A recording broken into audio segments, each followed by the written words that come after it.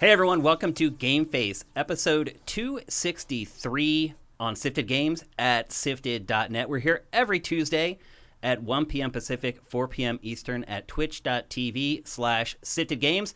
Try to join the live show if you can. Our chat is lively and fun and full of great people who actually talk about the games that we discuss instead of arguing with each other. It's pretty nice. We have a great group of people who show up for our live shows. And like I said, we're here every Tuesday. If you like the show and you're listening to the show out on the wilds of the internet, we are everywhere. We're on Apple Podcasts, Google Podcasts, iHeartRadio, Spotify, Stitcher. We're in your face. Yeah, we're everywhere. We're past your face. We're 10 feet behind you. Look out. Yep. If you're listening to the show on any of those services or you're watching us on YouTube and you'd like to support us, head to patreon.com/sifted. That's SIFTD without the E. You can pledge as much or as little as you want per month, and every dollar makes a huge, huge difference to us. So we'd really appreciate it. Matt, how has your week been? Filled with a lot of game playing? No. I mean, filled with one game playing. It's slow right now. Mm-hmm. I mean, I mentioned it last episode that, I had done our dossier where we run down like all the games coming in the month. And I was like, man, this is going to be a tough month. But now we're in the middle of it, and I was not wrong. It's really slow. I mean, this is a classic summer drought that we haven't seen in forever. It feels like we haven't had anything like this in a while. And I have a feeling a lot of it is because of the console transition and console the transition, pandemic. COVID. Like, there's a lot of factors. But it's all added up. It feels like the old days when just no one put anything out in the summer because they assumed everybody who wanted to play video games went on vacation. Or was doing something active. Something else. Like, Which, have you met us? Good one. Like, yeah, that's not really the way it is, unfortunately, for those people. But now we're all kind of stuck with not a lot to do. There is one pretty big game that came out on Friday. I have been playing it, and you jumped on it, and you're playing it as well. So we are going to discuss that. And there's a couple big topics to discuss, but I will say this, and I know I've said this before, and I've been wrong. I do think this is going to be a shorter episode of GameFace, and that's totally fine. We don't have to do a 3-hour episode every time we do this show. But we do. We usually end up, like, getting there. I really don't think it's going to happen today. So if you have like stuff you need to do in like an hour and a half. 4 hours later. What's that? Yeah. 4 hours later. We're still here talking. We'll say this. We'll have probably a longer Q&A at the end of the show than normal. I felt bad last week because, one, you guys asked a bunch of great questions at the end of the show. But two, we didn't even get to like a third of them. So we'll try to get to some more today because I do have a feeling that this show is going to end a little more early than the typical Game Face. There is just nothing going on. I even thought about fabricating some fun stuff to do. One of my ideas. Actually, I'll run this by you right now, Matt. One of the news stories is fake this week. See if you can spot it. One of the ideas I had, and you can just say whether you're into it or not, is name that game. So I would go down a list of clues, and they would become more obvious as they go, and see how many clues it takes you before you guess the game. And I'm pretty good at that. Yeah, I would guess you would be really good at that. But then also having our chat involved and having them try to guess and honestly see if somebody can chat can beat you at it. Yeah, that would be hard considering the delay they're on. Their delay's not that bad. It's like 15 seconds, something like that. It's an eternity when you're against me. that could be true, actually. I believe that wholeheartedly. But anyway, we may end up getting to name that game before July. You are talking to someone who was banned from Star Wars Trivial Pursuit in college because I would win it in one turn. Oh, really? Because you answer the questions, right? You get to keep going. Yeah, you just keep going. So eventually we established a rule that I had to answer the whole card. Oh, really? To keep going. Dang. So then I at least missed a few. Good luck, guys. That's all I can say if you're going to go head-to-head with Matt. Now, video games is a much wider subject than Star Wars, so yeah, it's probably easier to stump me on that one. Yep. Let's go through and look at all the Twitch Prime stuff that's happened since the show launched. There's a bunch, because it is still pretty early in the month. And by the way, we need the Twitch Prime help, people. In fact, folks on YouTube, it would be great if you could literally take the 5 seconds to click twice. That's all you got to do. If you've already set up your accounts, it's 2 clicks to give us a free $2.50 every month. We rely on that money to keep our business going, and we appreciate it a ton. If you could do that, that would be great. Let's look at Twitch Prime here live on the show. Picquant wine, I think is what that is. Picquant wine. Picquant. Yeah. Picquant. Interesting name. I mean, on Twitch, there's so many usernames already taken. You got to get creative, or otherwise you're not going to have one. David5807, thank you for Twitch Prime. Andy T. Monahan, thank you for Twitch Prime. Wampler13, thank you for Twitch Prime. Emperor Dread, thank you for Twitch Prime. Christos Diablos, thank you for Twitch Prime. Glottis21, thank you. Fire Native, thank you. Wow, a ton today. The Disembodied Voice, subscribed at Tier 1. Thank you. We appreciate that. Streaking, he says. That's right. For 10 months, he subscribed in a row. Also, your streaks matter. I don't know if some people may not even realize, but we do a crawl on the bottom of Pactor Factor now that if people subscribe via Twitch Prime, you end up in Pactor Factor. It also has your streak there. We have some members that have subscribed with Twitch Prime for almost 50 months in a row. That's amazing. Even because I have my own Twitch Prime account, and I can subscribe to our channel and I give me $2.50. Yeah. So do I. I forget sometimes. Well, especially because I can't do it through the app anymore. Right. Yeah, they took it away. I can only use the Twitch Prime thing, the Amazon Prime connection through the web browser. And quite frankly, this is the only reason I open Twitch. So right, I don't watch a ton of Twitch to be honest with you. I just don't have time. Same. I would like to, but I just can't. I don't miss. I don't have time.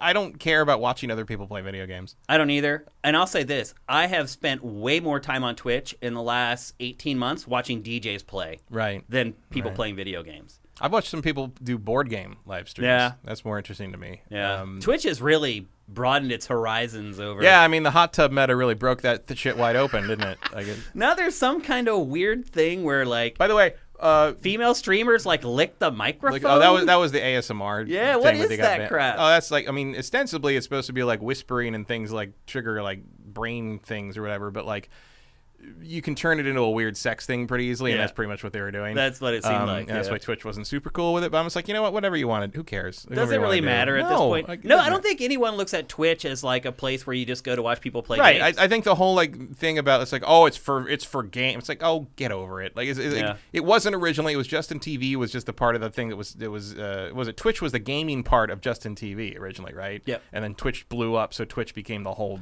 enchilada. Justin TV turned into Twitch. Right. Like they basically pivoted. Right, and but they called the video game section of their business Twitch, I believe, as I recall. I'm not 100% sure. Because we started when we were partnered. G4 was partnered with Justin TV to do fighting game streams and stuff with Capcom and such. And I specifically remember Twitch was the sub brand that was where all the video game stuff was. Yeah, and then that just became the whole brand because.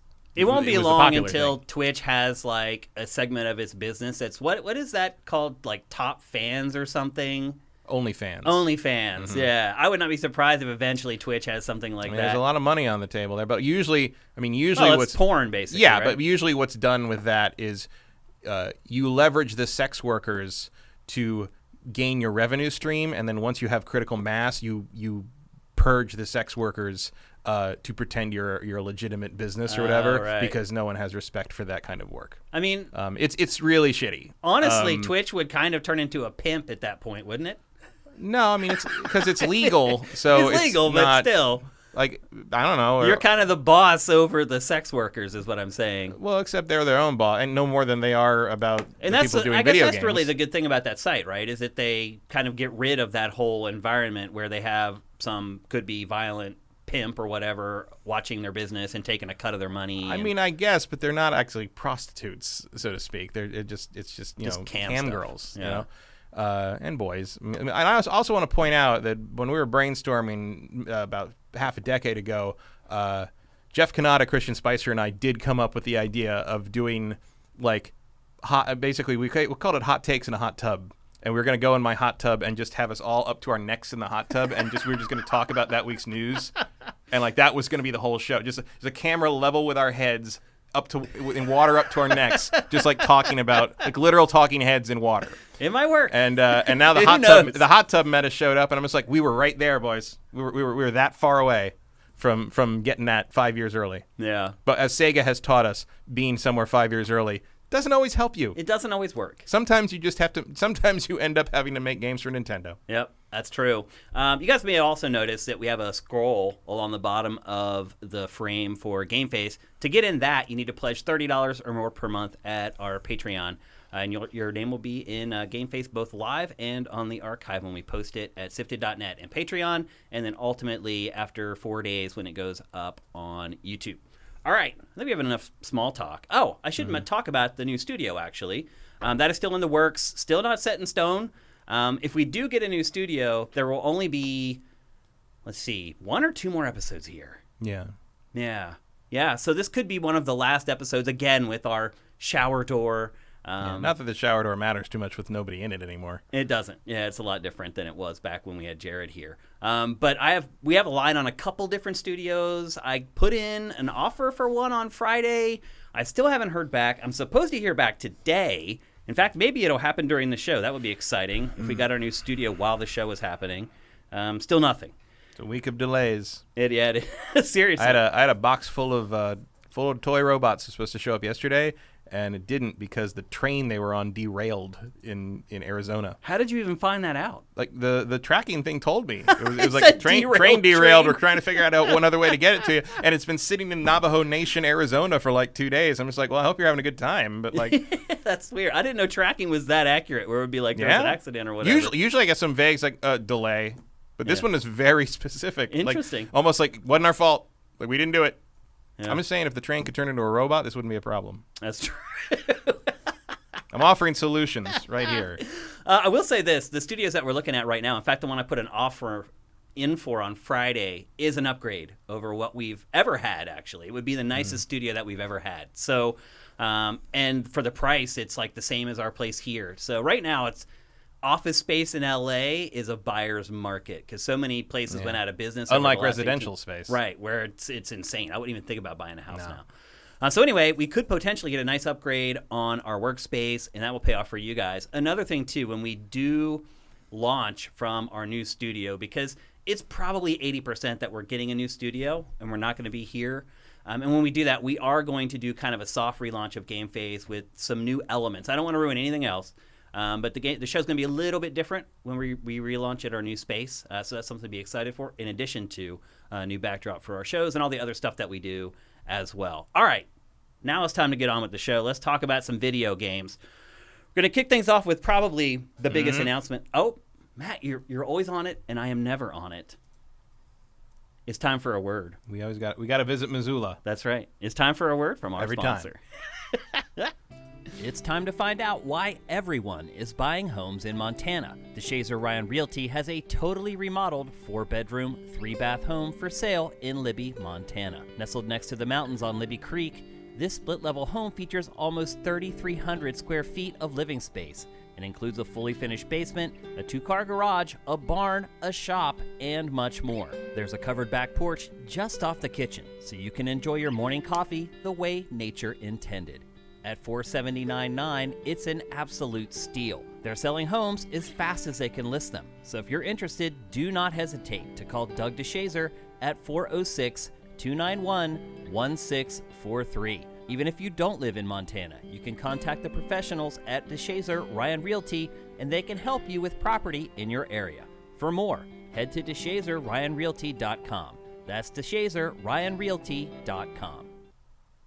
All right, as always, a big thanks to DeShazer Ryan Realty for sponsoring GameFace and our E3 coverage from last month. It's a huge boon for us. It makes a big difference. Before we get going, we have a couple more Twitch Prime. One Super Master Gamer. Thank you for Twitch Prime.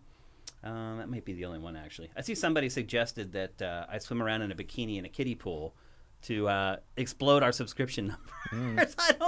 I think people explode something. I think people may be Googling, like, how can I take back my Twitch Prime subscription?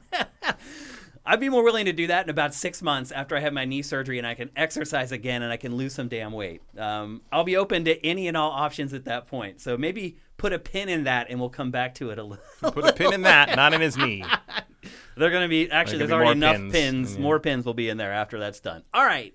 Now let's kick off the show. We're going to talk about the biggest topic from the week, the biggest story from the week. Unsurprisingly, comes from Bloomberg and Jason Schreier. He has a very good plant at Ubisoft because he breaks every Ubisoft story. They have got to be... I feel like you could make like a person of interest show about Ubisoft trying to find the person who is leaking stuff to Schreier. Well, so for the process of elimination, as people leave, it's Yves. It's just Yves. It's the bigwig. Process of elimination with people that leave, they have to have it narrowed down at this point to like 100 people or something. And Jason's probably shaking in his boots, afraid that they'll... Somewhat, but also, like, remember, like, there's people who used to work there that still are friends with people who do work there, and they hear stuff, like, especially up in, like, the Montreal, Toronto area, like, all those people know each other, and they all talk to each other, and they all go to the same places. There's so many studios there, too. Everyone's worked everywhere, and it's like... There's a lot of crosstalk. Yep. So I mean, some of the stories have been surprising. picked up by people just being on the subway. When your teams are 1,000 people, someone's gonna talk. Yep. And so somebody did talk to Jason Schreier once again, and he broke the story on what. This, by the way, is why conspiracies aren't true. People can't even keep the next Assassin's Creed game quiet. Yeah, exactly. And so the story is that what appears to be the next Assassin's Creed. And we'll get to that in a second. They're really good. It sounds like they're really dragging Valhalla out. Yeah. So. It's called Assassin's Creed Infinity, and it is... Which sounds like a threat. Well, it's also very descriptive. Yeah, I mean, it's true, because but also... it is going to be a game as a service, a platform that lives on and on. And they said as they release new games that could still be set in different time periods... Mm-hmm. Those games will all be connected somehow. Basically, they're going to do like a Master Chief Collection style thing where everything's just part of the same front end. Do you think it'll just be a front end, or do you think there'll actually be like a modeled environment where you can go from because it is the Animus, right? Mm-hmm. They could create this like Animus-like. I mean, I guess you could have some kind of Animus hub where you get a core cast of characters that is involved in every single thing. I mean, they already do that, really. Like. The only difference would be that I guess they wouldn't move around as much because usually the core group of who is it, Layla and the rest of them, like they've been the main characters for 3 games now, just like Desmond and the rest of them. As long as Sean's still there and still doing the encyclopedia entries, I'm fine with it. Like he's my favorite part of all that. Are you okay with this in general? So the other part of the story, it depends what they're doing. Like if they're turning into like a weird multiplayer Avengers thing, no, I'm not okay with it. If you're just going to decide you're going to put out all the future Assassin's Creed games in sort of a universal sort of unified front end like portal thing, fine. Like I'm sure whatever. As long as I still get my single player Assassin's Creed games in good order, like I'm okay with that. So is there a concern for you that they may change that, and they may... I'm always concerned that they might try to force multiplayer back into it, which I never thought was a very good idea. Some of the modes were fun. Yeah, but they weren't like... They didn't last. Keep going. Yeah, they were like 2 weeks of fun. Yeah, if that. Yeah. And like, and I kind of like where they are now in terms of the single player action RPG thing, and I think they are due for a revamp in certain respects, just because... they're coming up on, like I did say before that like I think the next one is going to be a big change in some ways because they are finally starting to run into the time period that they started the series with Altair and such. Mm-hmm. And to me, this sort of hints to me that like, okay, so you're sort of starting back over the core Assassins versus Templars storyline. Maybe the first thing in Assassin's Creed Infinity will essentially be a reimagining of the original Altair story, with both informed by the gameplay advances of the series and informed by how the lore has evolved in the last what's it been by this time probably like 14 years. Yeah, more I think. 2007. Yeah. So by the time this comes out, it'll be like 16 years. Yeah. Or longer, because they're saying in 2024 is when this is supposed to be. And they also said if it comes out. Right. So it's not set in Well, we know that UB isn't afraid to not release something. That's for sure. So throw this in a closet somewhere with skull and bones, and we'll never hear about it again. But they did admit it exists. They did. That's the crazy part, is a lot of times when one of these stories breaks, publishers just act like we do not comment on rumors and speculation. Yeah. But Ubi's just like, fine, you got us, sure, whatever. It's so weird. And so people may be hearing, wait, 2024? So what's going to happen for the next 3 years? And that's the thing. Also, in this report was that Ubisoft plans on continuing to release DLC for Valhalla to bridge to this new game. Which is a lot. That's like 4 years of DLC? For Valhalla? Like one has to assume they're going to break out of the Viking mold at some point there. I mean, how do you do that? Do you start doing what you're going to do with Infinity? Also, I've already played that game for like 160 hours. I don't know how much more I got in me. I got no more in me. I'm done with that. Like the DLC for that is going to have to be like wildly different to get my attention after finishing what's already there. Which is why I struggle to believe that Infinity would be the next Assassin's Creed. I just can't see Ubisoft not getting that, what used to be annual, but now like biannual influx of cash. The only thing I would think would be like maybe like you would get another Assassin's Creed in like 2023 or 2020, I guess 2022, and then when this came out, it would sort of incorporate that last one into it. You know, like it would have a new game with it, but it would also bring the previous game forward into this new environment or whatever they're doing with it, and maybe that would be how they'd sort of demonstrate how two games would connect up in this new situation, because they'll be like, okay, that game you already played 2 years ago, now there's all this other shit that connects to the new game in a way they've never done before. So because it sounds like having two full-fledged games that do that bridging, whatever they're talking about, this bridging crossover thing, having that ready to go when you launch this Assassin's Creed Infinity thing feels like the best way to demonstrate it, right? Rather than put one game out in the Infinity environment and be like, eventually this will be really cool, you know? Like it's like it feels like a more immediate way to do that. Yeah, I agree with that. How cool would it be if every Assassin's Creed game ever is connected to Infinity? And I don't believe this would happen at launch, but maybe eventually.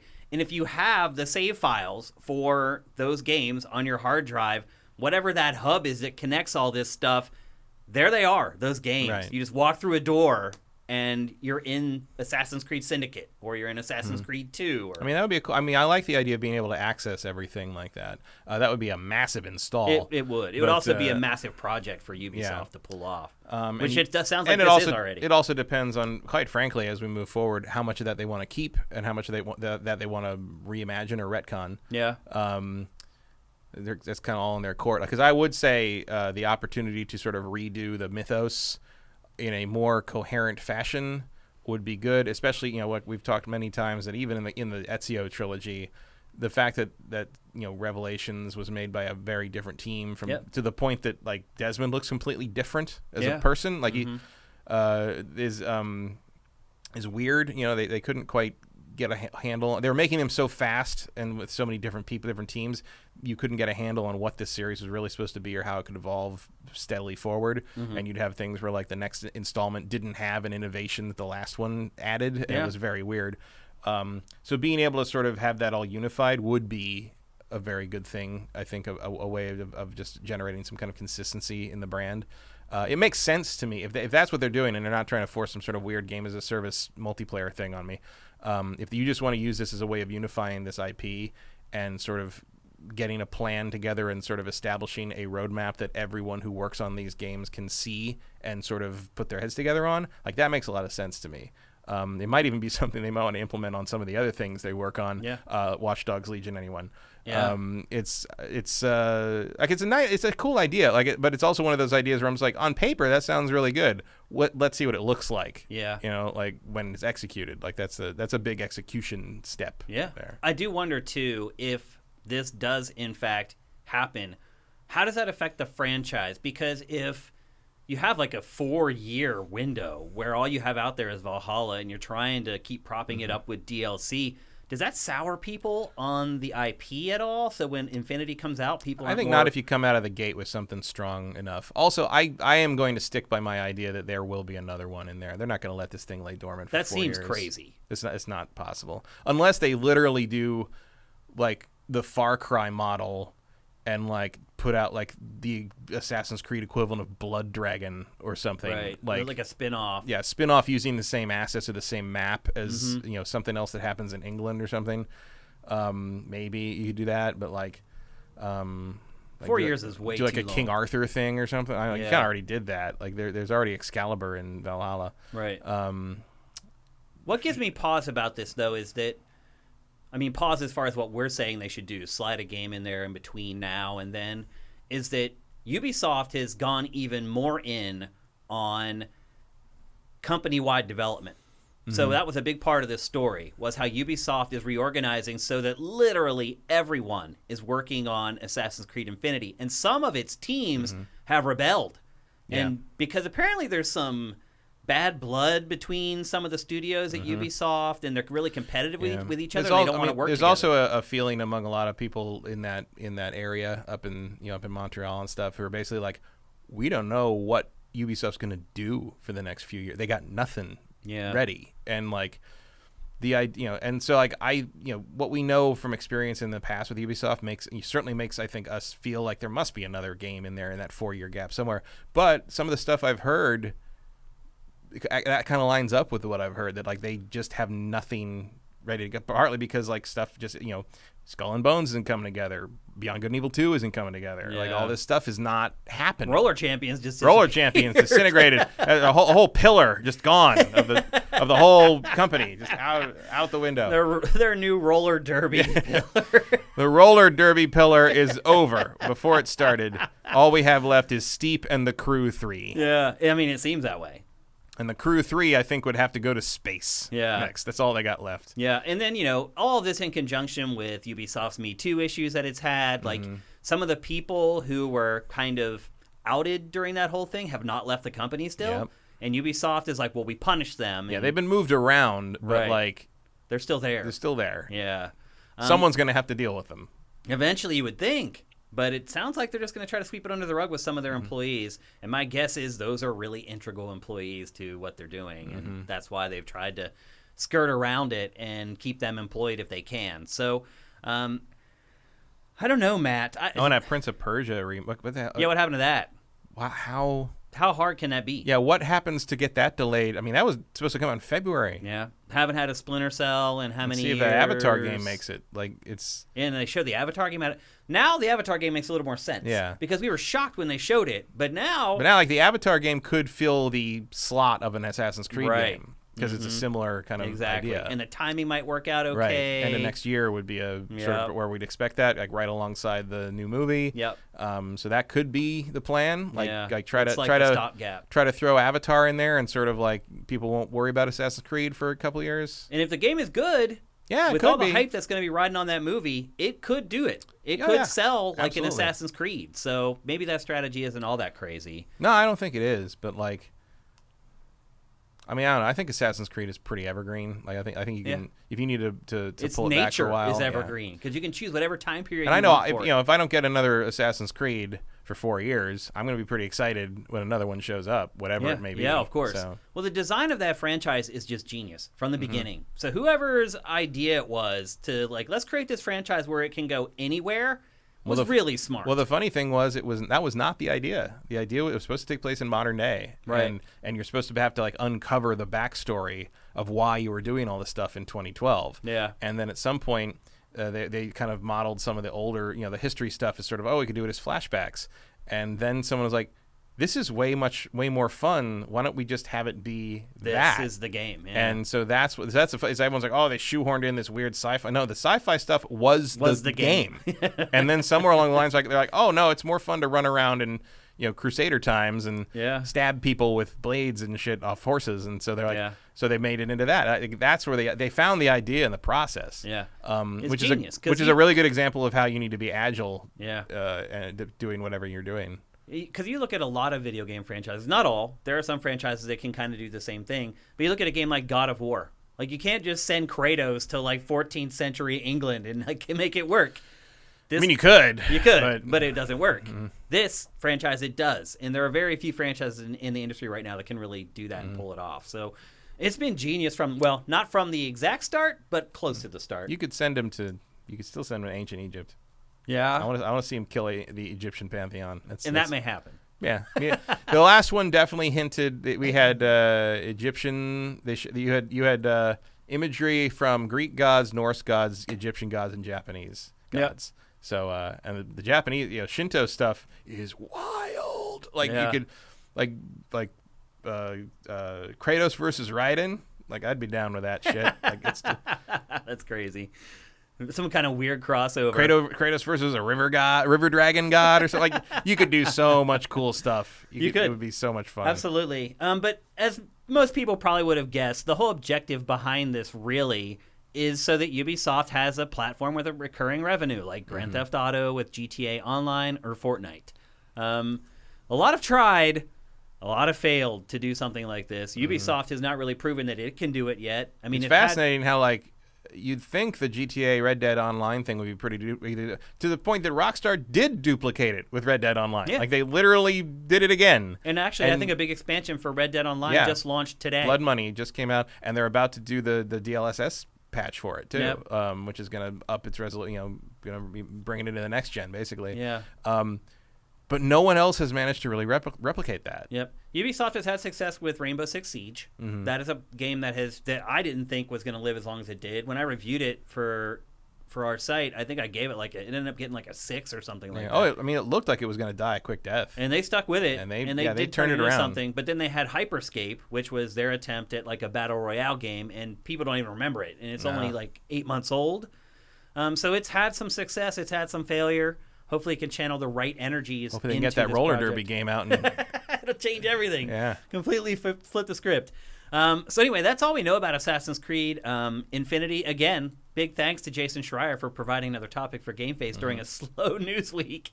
I don't know if you listened to the interview that I did with him for 3 Night Weekend, but I thanked him on behalf of all podcasters for him breaking. He always seems to break stories during slow weeks too. Mm-hmm. For whatever reason, it always lines up where his stories goes up when there's not a lot of stuff going on, and that was the case again here. So Assassin's Creed Infinity, certainly going to be a PS5 and Series exclusive. It won't be probably last gen, especially if it comes out in 2024. But we have a long way to go. Like, we probably even see a trailer for this if it continues in development for another 2 years, probably, is my guess. So don't hold your breath waiting for more information on this. It'll be interesting to see how they handle Valhalla, too, and see if the DLC is actually worthwhile. They could also do, like, full, remaster remakes of the old Assassin's Creed games. Yeah. There's certainly, I mean, the Ezio collection is still is a thing, but, like, you could certainly get away with, like, remaking that somehow, bringing it up to 4K or whatever, or even doing a major, like, reimagining sort of the original game, bringing that more in line with what we'd expect from a modern Assassin's Creed game. Yeah, that'd be great. That would be a good stopgap. Yeah, because it is time to,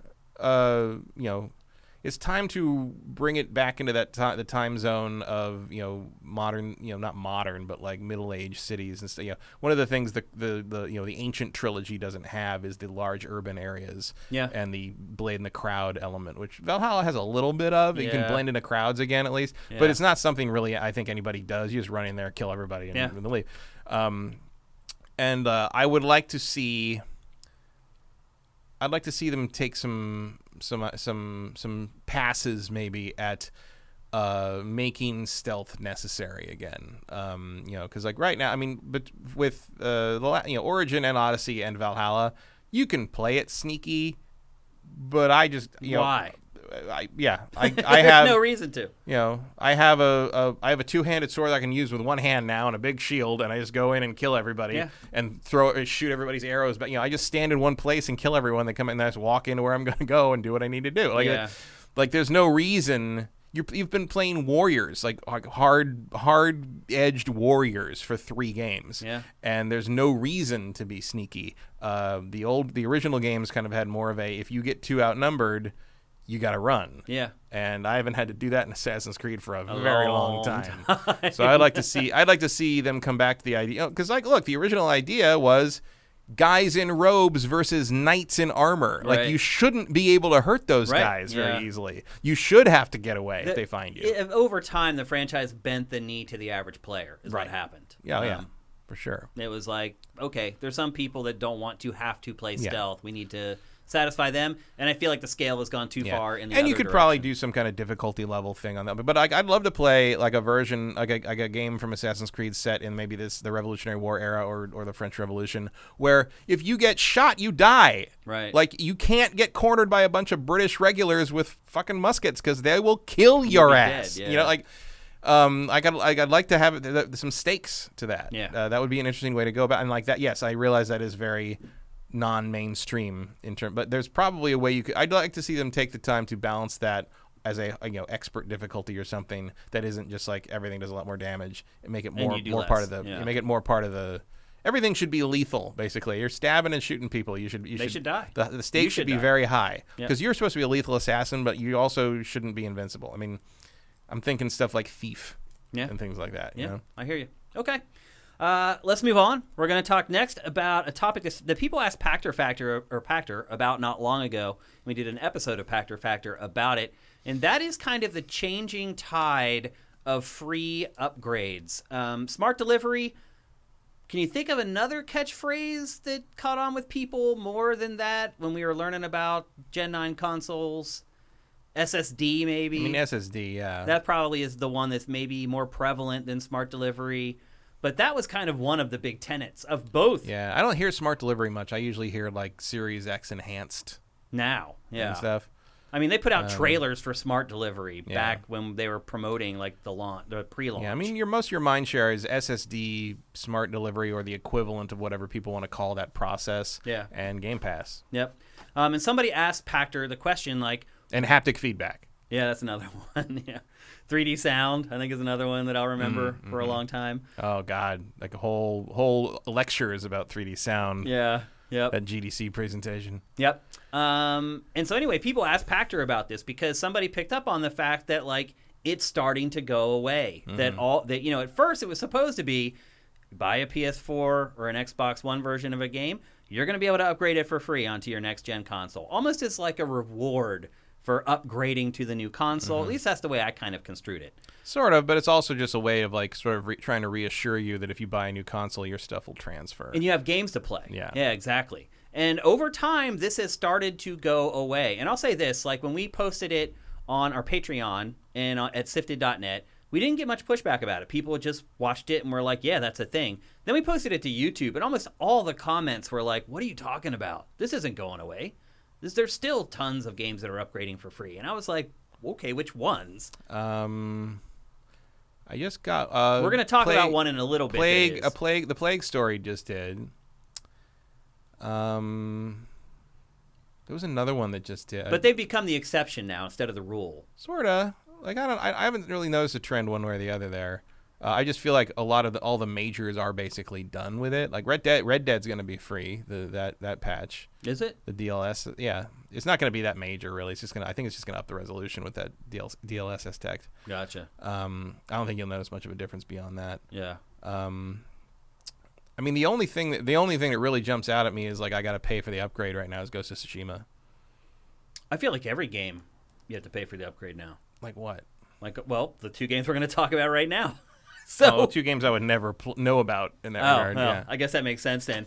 So it wasn't even announced this week. This was uncovered on like the fact pages for the games, but it was uncovered this week that FIFA 22 and Madden NFL 22 are both doing away with their free upgrades.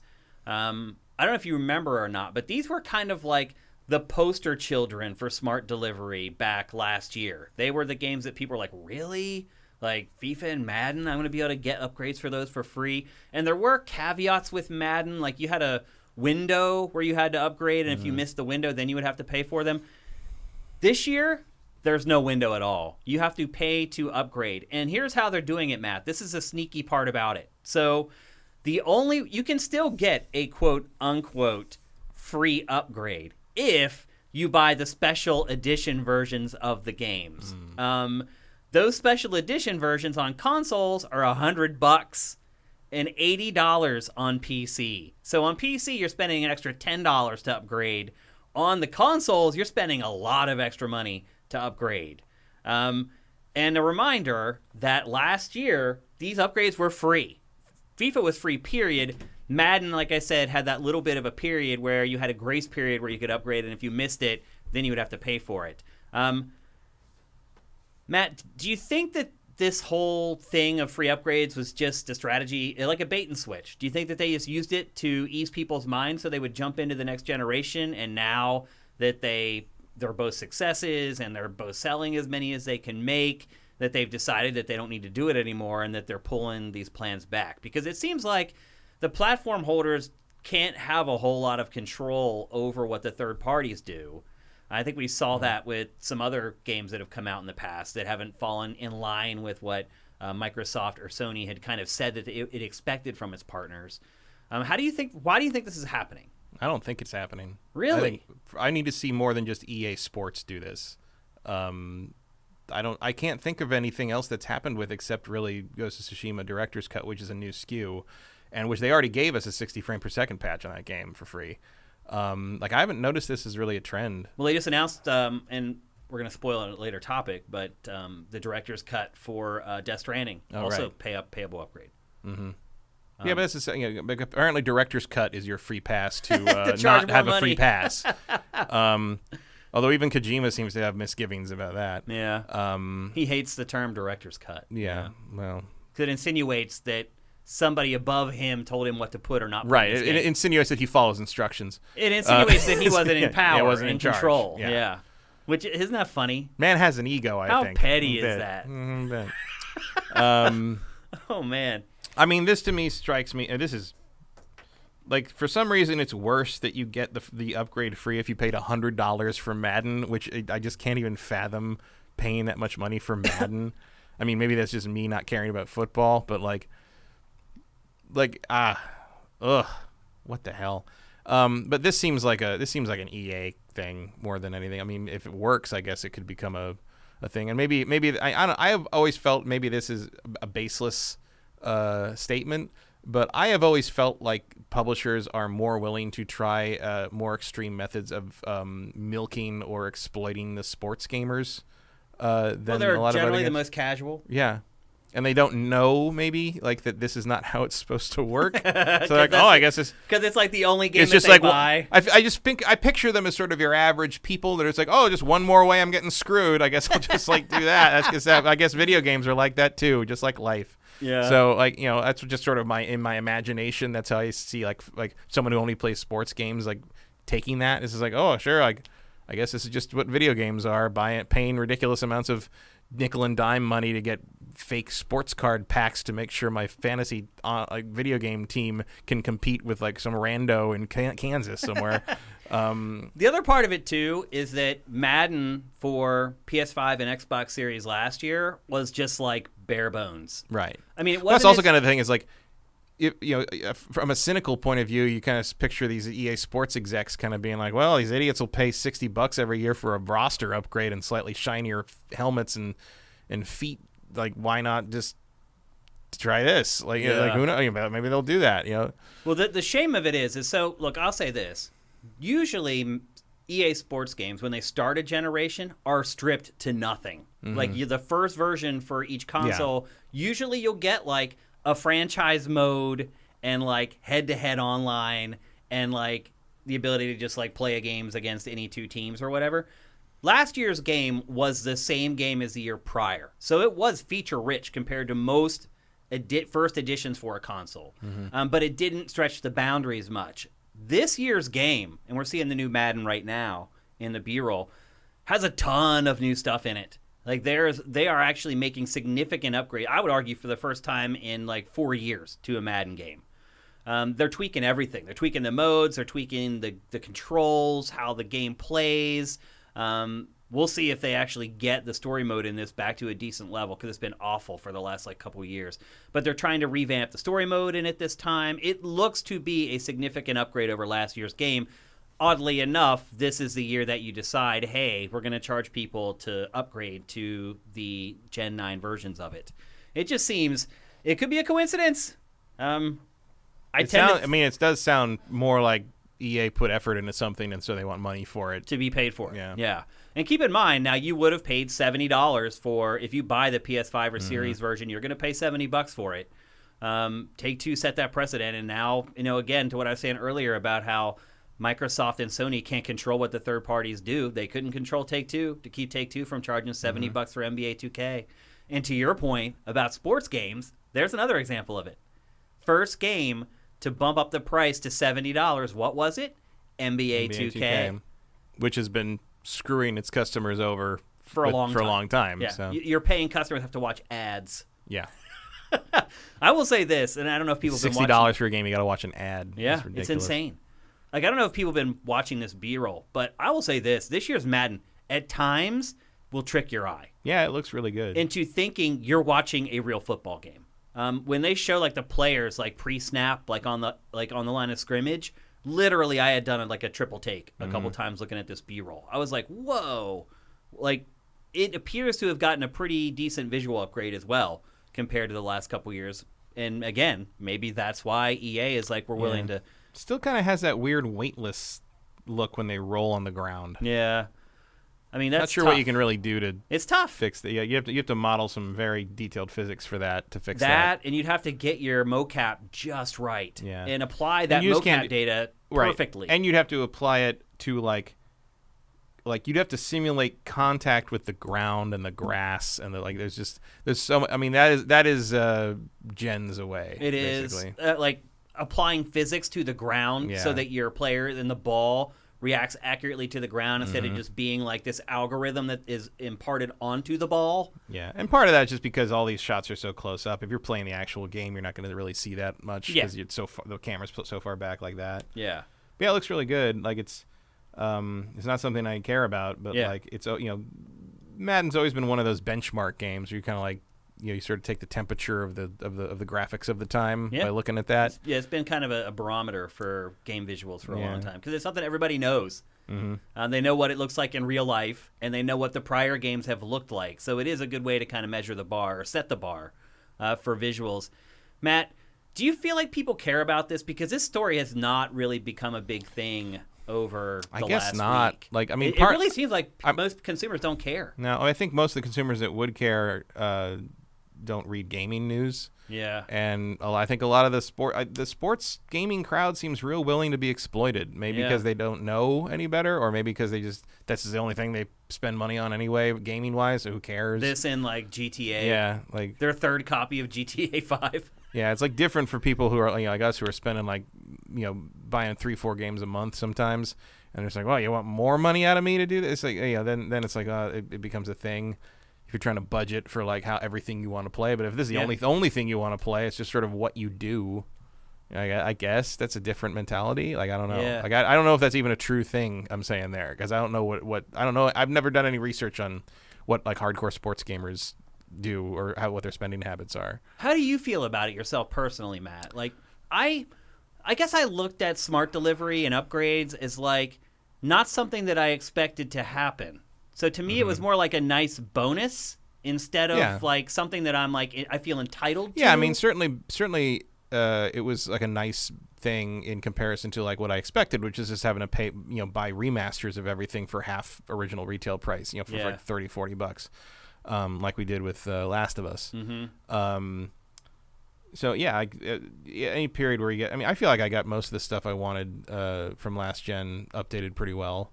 Mostly for free. I had issues like Assassin's Creed Valhalla. I had issues trying to upgrade. I ended up losing like a bunch of items and stuff. Right. But again, like to me, it was like a nice freebie.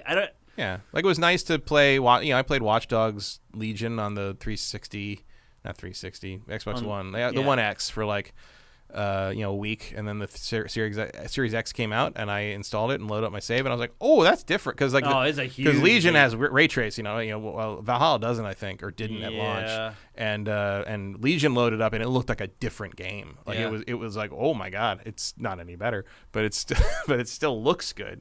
So that was cool. But again, like the only thing that really like kind of sticks in my brain about like having to pay to upgrade stuff is at this point is Ghost of Tsushima. And I kind of am okay with that because, I don't know, like it feels like enough new stuff that I'm not, it's probably $10 more than I'd like to pay for an expansion plus some bonus stuff. But like, I feel if I didn't want to buy that, I'm still pretty happy with the game as it exists with the 60 frame patch and stuff. There hasn't really been, I mean, I'm not a super big fan of the $70 price point. But what are you gonna do? Like nobody's raised prices on games since 2005. We had a pretty good run there. Yeah. If you compare, you hate to go back and continually compare stuff to the old days. Like with that Mario 64 game that sold for $1.5 million. Someone was like, "Oh my God, we paid like $39.99 for that back in the day." I'm like, "No, we paid $69.99 for that back in the day because the cartridge, the N64 games were expensive." Yeah. And $70 in 1996 works out to like 110 or 115 now. So it's like they're still pretty cheap considering what they are. I still can't believe that game sold for that much. There's a whole thing behind that. Like, there's a lot of people that are basically. How? There are people who are comparing what is happening in the sealed kind of graded game market to sort of what happens with like art purchases that are sort of a way of laundering money in a sense. You know how like you have this original art piece that's worth this amount of money and you buy it, and so it's like you've got your money in that piece, right? And no one can charge you interest on it because it's not in a bank. It's not. You don't have to pay taxes on it because it's an object, right? Yeah, you can't trace it really. But if you ever need like $5 million, you can sell that Picasso original, right, to another rich person who just hang on to that for a while, and it all sort of gets passed around in the community. While you launder money in the meantime. Sort of, yeah. Okay. I mean, and that's not necessarily even launder money. It's just like it's a way of transferring high value cash and property without it really being fully tracked. You know what I mean? Yeah. And that was one of the main reason everybody was so excited about NFT, because basically that shit that people in the art, that kind of art collector world were able to pull, like now they could maybe do that with JPEGs. Like that was and then it turned out like no, that didn't really work.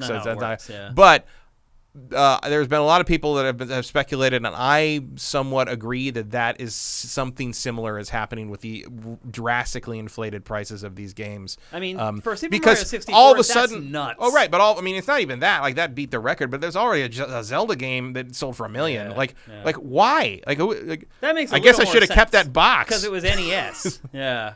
I remember no NES game is worth $1 million. Like that's it's insane. I agree. It's like there's more going on there than just perceived value. Like it doesn't make there's something going on. Yeah, there's something else there. I'm actually interested in the chat. Like if it was like the some kind of sealed special copy of like the gold cartridge that you got if you won the Nintendo World Championships and like one existed and like that I get like that sure like something like that. But just a copy of just Super a really Mario nice 64? copy of Mario 64.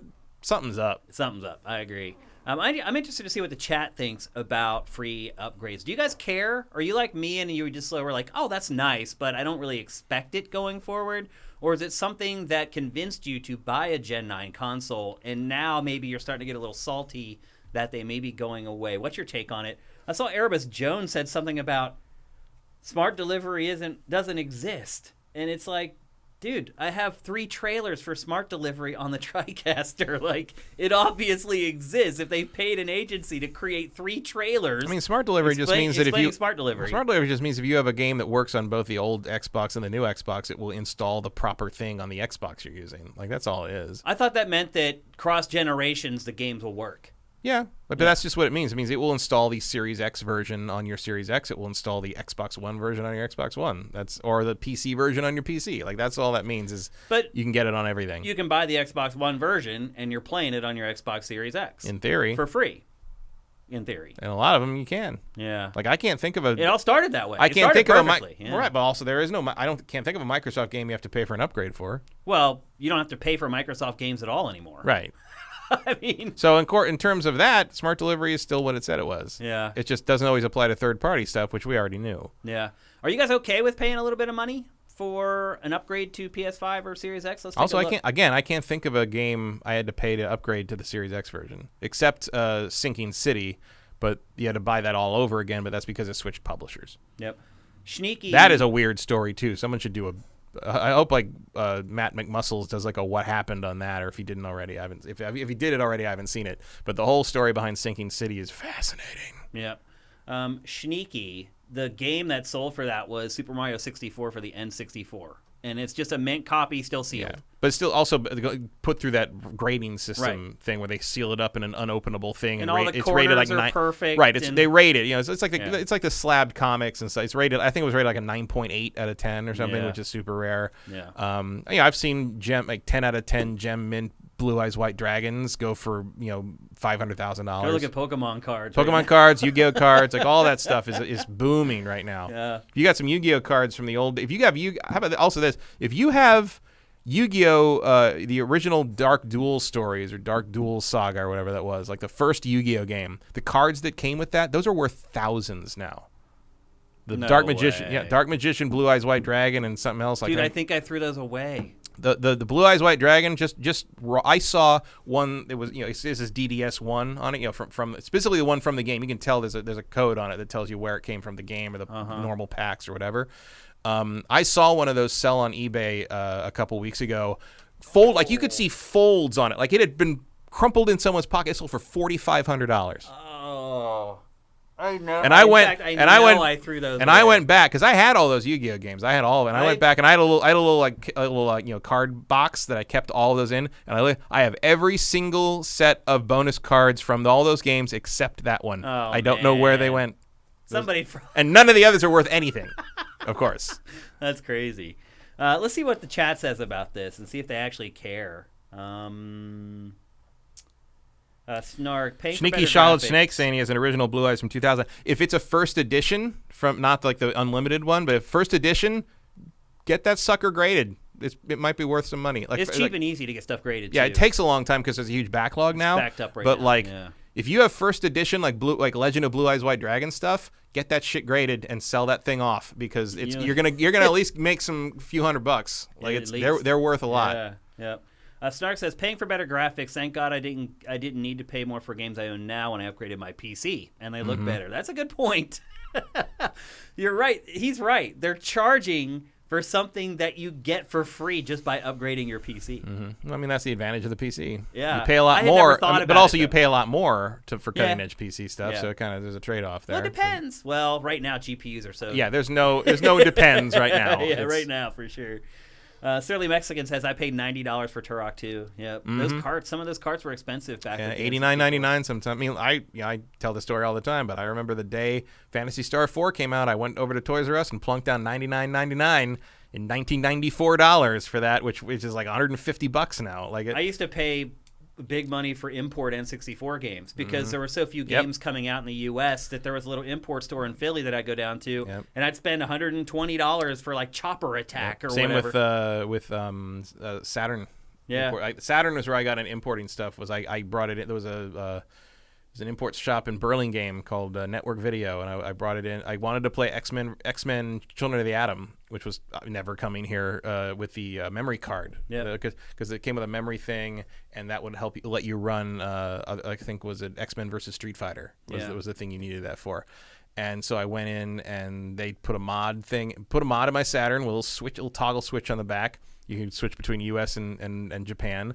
And I got that, and all the I have half my Saturn collection is import fighting games and like stuff like that because that was what I started playing all the time, and I had them do the same thing to my PlayStation. Like half my stuff was import Dreamcast and PlayStation 1 games at one point, and then I got into the actual press and didn't have to pay for anything anymore and had debugs to play stuff on, which was a very different situation. But and you would, when you're importing stuff for like the Saturn and the Dreamcast, you drop $80, $90, $100 on something and not blink because that's just what it costs to get it over here. Yeah, I remember I got Wave Race, the Japanese version of Wave Race, because it came out in Japan earlier, and I wanted to cover it, and I spent like $140 for that. Yeah, I bought, it must have been $110 for Smash Brothers, All-Star Dairanto Smash Brothers, mind you. And like the worst part is I didn't want to modify my system, so my Japanese copy of Smash Brothers is filed down. So no, that's how I did all mine. I just cut the tabs off of the cart. Yeah, but I have. That was all the copy protection they had. Yeah, it was just two pieces of plastic that would bump against each other, and you could just cut it off and slide your cart right in. But I have that and Sin and Punishment and Me too, that Evangelion game that was actually like way better than it should have been. Yeah, I have a weird game called Sumo 64 from Japan. It's one of the worst video, and I spent like $130 for that. But we were just desperate for coverage because there's literally like you haven't seen software droughts like there were for the N64. Oh yeah, there was a point where you were excited to get your hands on Mischief Makers. Yeah, exactly. Yeah, I do have an import of that too. That's actually a really good game. Shake. I mean, that was treasure. That was the heyday. Nox Aeternitatis. I think I may have got that right for the first time. He says that loss save that I had from Assassin's Creed Valhalla was a problem with UB servers, not the console. I know that. Yeah, I'm aware of that. And Schneeky says Americans are lucky. Everything is so much cheaper there. You're right on that one too. Let's see. Cinetike. I had a long conversation in a taxi at for a gaming event once with two Australian gaming journalists about how much they pay for things down there. Oh, it's a nightmare. Wow. I know. Even Canada. Prices are way higher in Canada. Everywhere. We're very lucky. Anyway, he says, Cinetike says, I would love to see digital versions of the game sell for less. They can't be resold. They don't require producing discs, plastics, and distribution. Why aren't they less? I agree 1,000%. Because of contracts with the retail outlets. Actually, somebody asked Pachter that question in this round of episodes. There's an episode coming up where he addresses this. I agree with you 1,000%. I'm not going to spoil it, but he has a different take on it than I do. Right. Well, I think that, and especially judging by how PC game prices work, I think that will stay the way it is until brick and mortar retail game sales end. Yeah, it could be. Like you want cheaper digital prices, you got to say goodbye to disc copies. I hear you though. It is garbage though if you think about it. You're not going to keep your retail partners happy if you're selling the same product for like 10, 15, 20 bucks cheaper on your own services, because they're just like, you're taking money away from us by doing that. Yep. Why would I want to pay $60 for a disc when I can pay $40 for the same product and not even have to go to a store? Yeah, especially now that a lot of people are just totally okay with buying digital and don't miss physical at all. So guilty. It's right. So it's a tough situation to be put in, unfortunately. And you're right, probably until retail goes away, which I think that's a long ways away. Yeah, I don't think we need to think about that for a while, but yeah. I mean, seeing the systems that have come out this generation with no disk drive is a step, but I think it's going to be I don't know if I'm ready to say. I mean, we'll see how this generation goes, but I'm not ready to say next gen's not going to have disk drives. Me either. So yeah, it does seem like the disc versions of the consoles are selling much better. Yeah. So far, it could change though. I mean, I bought disc versions. Yeah. I have never used the disc drive on my PlayStation 5. Really? I still buy physical versions. I have used the disc drive on my Xbox Series X to play like Ninja Gaiden Black, but not to play new stuff. I already have like a decent library for my PS5. Of physical games. I do not own a single physical game for the PS5. What about series? No. Wow. You're disc free in Gen 9 so far. It's awesome. Let's see what people have to say about paying for upgrades. If anybody, here's one from Knox. I don't expect free upgrades, but it's nice when it happens. That's kind of my perspective too. Tyler 56721, maybe selfish, but I already have a PS5, so I don't really care. I think he means like moving forward, he's just buying the PS5 versions of things anyway, so he doesn't care what gets upgraded. He's willing to spend the extra $10 or whatever to get. I mean, he has to if he wants the PS5 version. And for a lot of these games, you're gonna have to spend it no matter what anyway. JM Rain 99, what's up, man? Hope you're doing good. I know it will stop at some point, but I'm gonna enjoy it while it lasts. Of course, more money is what companies want. Agreed. I wouldn't be surprised if this was sort of part of the whole $70 price point plan. Because at a certain point, you're like, well, of course you have to charge an extra $10 because otherwise you're getting it for free, you know? Otherwise, it's a pretty easy scam to buy the $60 last-gen version and then get the free upgrade. Like, that doesn't make any sense. So I think that was probably part of the deal. Yeah. Greedfall just got a free upgrade. Is it free? Yeah. The DLC is $6.99, but like the actual next gen upgrade to make it doesn't look good, but it looks better. Yeah. Like it's like the lighting's it probably nice. runs at a higher frame rate. Yeah, it runs a little better. The lighting's nice. You can tell what that thing on your character's face is now. Yep. Looks like the PC version. Basically. Emperor Dread, I just got a PS5 last week. Congratulations. I know that was probably a long struggle for that. Digital only version. If I can only get games from the store, I expect good upgrades, especially with the dry spell of launch titles. Yeah. We're actually going to talk about PS5 here in a little bit. We're going to talk about the state of play that just happened this past week. We'll get into some of that stuff. Okay. It seems like most people are kind of in alignment with us. Like, they're like, yeah, it's really nice if you can get it, but if not, it's not a deal breaker. So, and that's probably why they're doing it, because people are not angry about it. They're not raising a ruckus about it. So that gives EA the green light to do it. Even though EA set expectations differently a year ago, with the initial release of these. And I think maybe that was part of the problem. We got that rush at the beginning where everyone's like, yeah, we're going to do it. We're in with Microsoft and we're in with Sony in their plans. And now they're like, okay, the grace period is over. It's time for us to make as much money as we can. Sneaky Shaw the Snake is apparently going to go back and talk to his mom to see if they didn't throw out his Yu-Gi-Oh cards. You should. If you have a card that's worth that much money. If you got original, the first couple of I mean, most of them are, but like that one and Metal Raiders and Magic Ruler, those are all worth stuff. Yeah. I was shocked in that Pikachu card that I got at E399 when I saw it was worth $2,000. I got a couple things. Like, I got a couple stupid things, like the metal tins, the holiday tins. Those things are worth a few $100 each. I got these things that are like master collections that I just got because they were like cool, like Egyptian themed like binders with stuff. Those things go for like $500-$600. And it's like crazy. Also because the kids who were that age when those came out are now adults with money and they have to a spend. lot of disposable income. Yep, totally get it. I've been there, and now I'm ready to exploit you for the same reason I was exploited. Let's do it. Well, it's just like a pyramid scheme. Yeah. We all take our turns paying in, and then you get to the top, you get to cash out. I haven't gotten around to it because the world ended for a while. Yeah. But I do have a full set of first edition Blue Eyes White Dragon that I want to try to see if I can unload. Yeah, somewhere. I never really got into. Oh, there's a lot of comments in here. I never really got into collecting cards. I always loved cards and stuff. I never got super into everything, but like when Yu-Gi-Oh came out, my girlfriend got super into it. So like that was just sort of that'll do it. What we did Trojan for a while. Horse. Yeah. And she wouldn't play with me because she didn't want to lose. But like, it was collecting. It was fun, So, and then I just sort of put them all in binders and never looked at them again. And they've been sitting in a box in my garage next to where all your camera equipment was stored for. Well, like hopefully it's still good in there, and no moisture got into it. I kept all the open stuff in the house. All the stuff that's out there is all sealed. Gotcha. Okay. Believe me, I know how to store things. Cinetype says, I'm saving my Star Wars CCG cards for my retirement. I have a Luke with lightsaber. No idea if it's valuable or not. The old CCG. That's an interesting idea. I did look that up recently. It is not worth anything right now. Okay. But there will probably never be another Star Wars CCG. So I've seen people start to do retro tournaments with them on Twitch and other places. Especially now that Star Wars Destiny, the Dyson card game that Final Fantasy Flight Games has discontinued as of last year. I think the CCG might have a comeback ready coming in, and if it does that, the prices on that are going to shoot up. Oh yeah, for sure. So yeah, definitely hold on. Hang on to that. Hang on to that. There might be something to that. Then Commander Fett says, finally, I've heard the issue with trying to sell cards right now is getting them validated takes forever. Yes. I have a friend who is on a wait list that is almost 2 years. Yep. I don't think it's 2 years. It can be depending on which one you go to, but there's more. Originally, there was like only the one place, like the AMA or the AFA or whatever.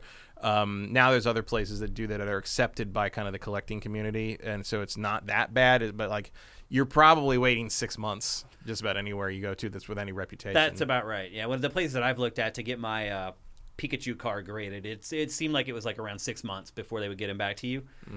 But baseball cards baseball cards might take 2 years. That's true. Because the volume and just the sheer there's a bigger market for those. Oh yeah, frankly. of course.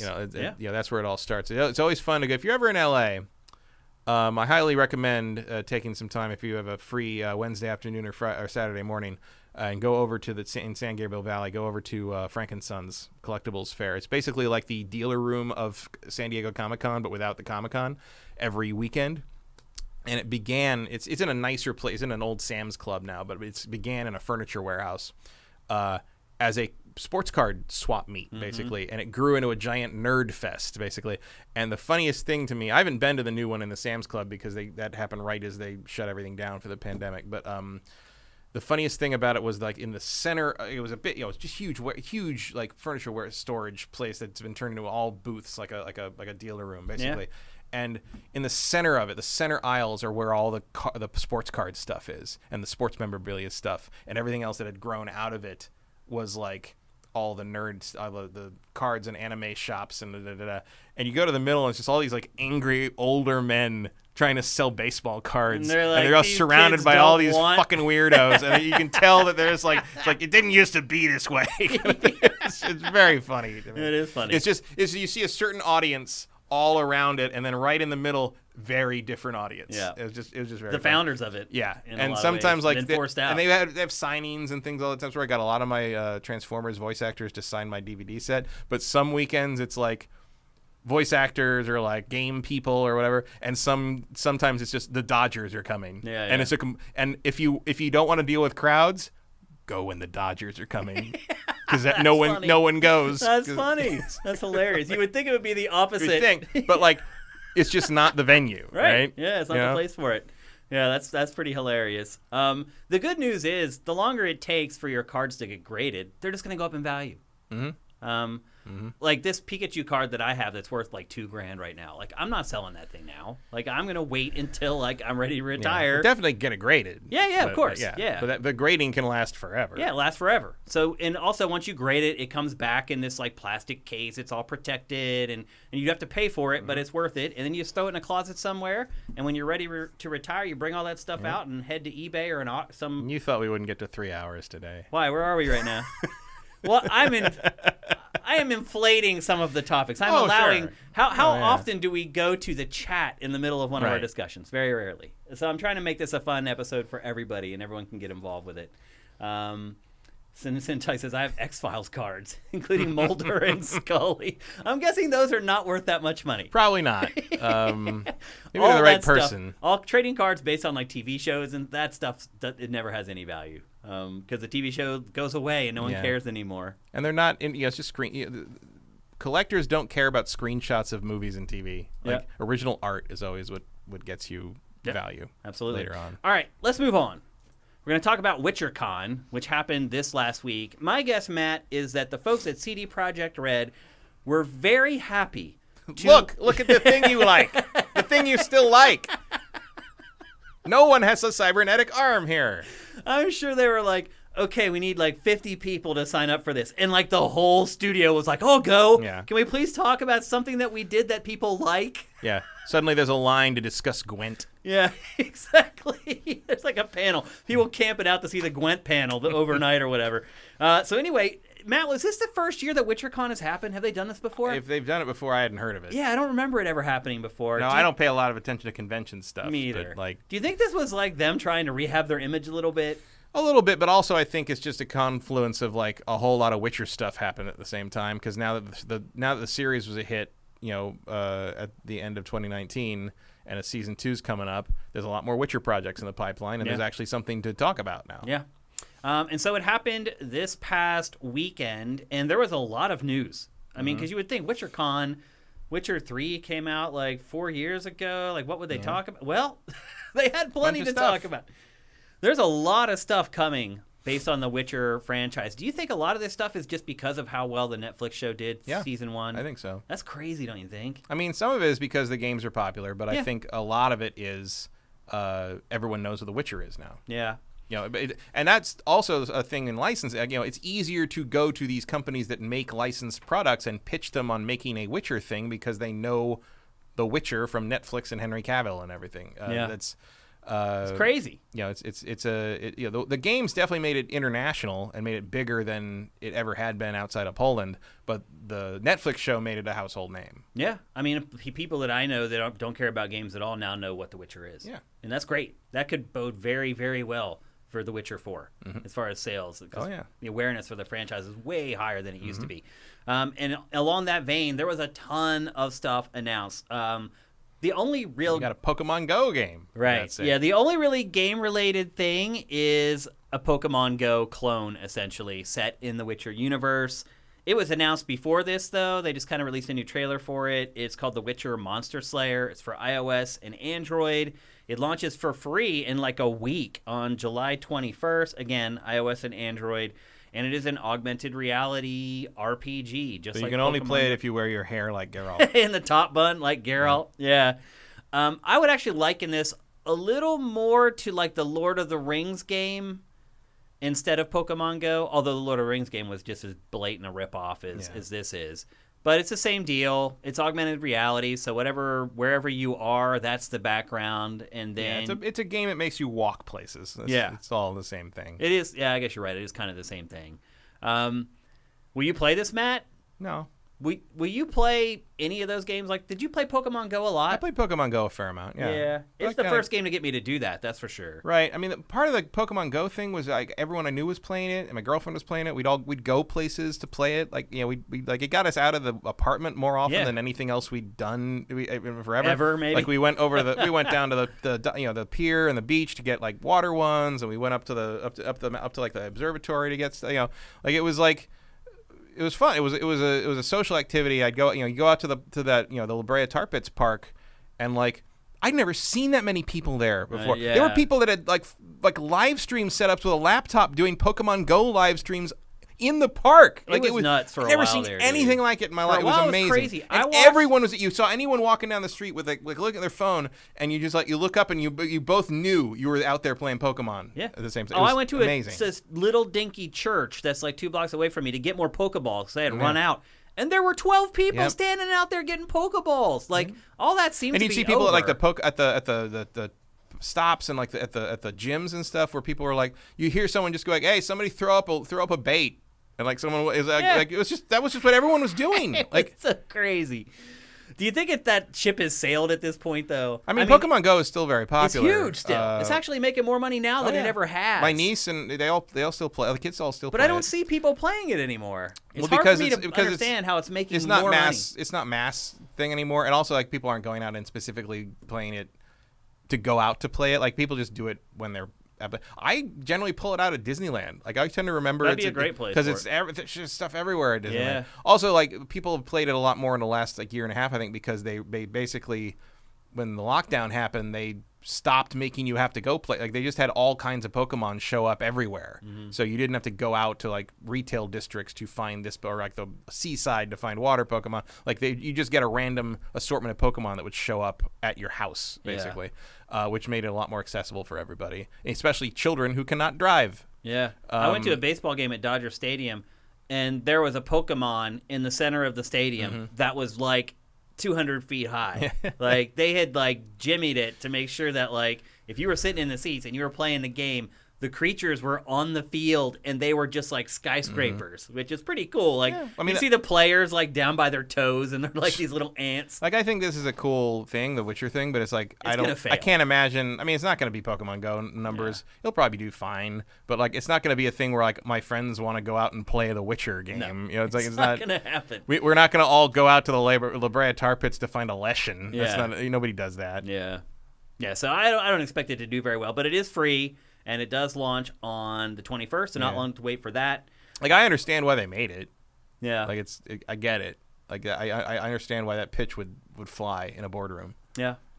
So they announced basically the release date for that. Well, that was a big announcement. But the biggest announcement, obviously, was the first trailer for Season 2 of the Netflix show. We cannot show you that, unfortunately. Netflix, anything we run from Netflix throws up copyright strikes. So we can't show you the first trailer for Season 2 of The Witcher, which is so short-sighted and stupid. We also can't show you another thing that was announced for the first time, and that is The Witcher Nightmare of the Wolf.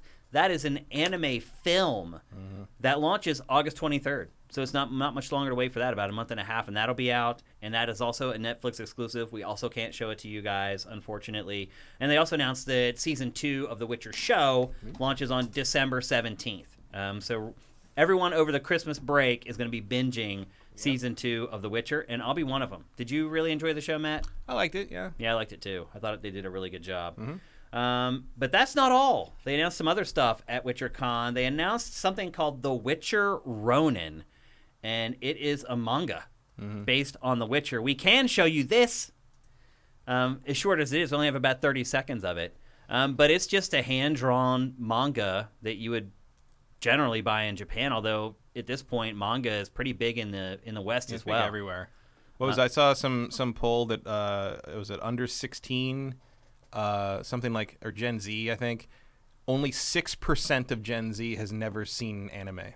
Really? Yeah. Dude, back when I was like late, no one even know what it was. I was like the only one. Yeah. Like, I remember people would come over and watch it, and they'd be like, what is this? Oh, yeah. Like, I remember being it was a big deal if I found someone else who knew what, like, Robotech was. Yeah. Yeah, it was crazy. Akira or something. Like, honestly. Like, I hung out with people I didn't want to hang out with because they knew what anime was at times. Yeah, for sure. The crazy part is where, honestly, I think where a lot of anime kind of took hold in the U.S. was at raves. So yeah, I can see you would go to raves, and they'd have lasers and all the crazy lights, but the big screen would generally just show anime. Yeah, I remember the that. whole time. Yeah. And a lot of people would be like, what Any is of that? Those warehouse parties or anything like that in this, like South San Francisco, that was always, Ghost in the Shell was always on a screen somewhere. From early 90s up until like 2000, 2005. Bubblegum Crisis and things Every like that. rave party that I would go to showed anime. And then people would pick up on it, and then you'd see people with anime t-shirts at the raves, and that stuff just filtered out to the general society, as people, they left the rave and went out and said, hey, I found this cool thing at this weird party that I was at. Now it's mainstream. And now it's, yeah. That also, by the way, there's been an ongoing series of statues that they've been doing for the Witcher characters, done as, like I think Geralt looks just like that. He's a Ronin, and there's one of Ciri as like a samurai sort of setup. And they just announced, I think the same day as announcing the rest of this, they announced it's a statue of Yennefer as a ninja. Oh, like a purple ninja outfit, and they look really good. I don't know why suddenly there's a lot of like the Witcher as a samurai thing, but okay, why not? Yeah. The statues are like $400, so they're not nothing. Yeah, that's a lot. So anyway, there's a manga coming, and then the final announcement that they made at Witchercon is that the PS5 and Series X versions and a PC version of The Witcher 3 with Netflix show-related items is also coming this year, before the end of the year. They didn't give a hard release date, and that is a free upgrade. So if you own The Witcher on PS4 or Xbox One or PC, that's a free upgrade. It's coming before the end of the year. That game could use it. Could use the extra horsepower. Oh, yeah. And I think they broke the HDR on Blood and Wine on the Xbox, one of their last updates for it. So hopefully that will solve that problem, because I'd kind of like to go back and play that game for a fourth time. Yeah. I have a problem. Also, if you want to look it up, there is a Witcher board game called The Witcher: The Old World that just finished kickstarting and is now available for late pledge. And that is I went all in on that one. But that is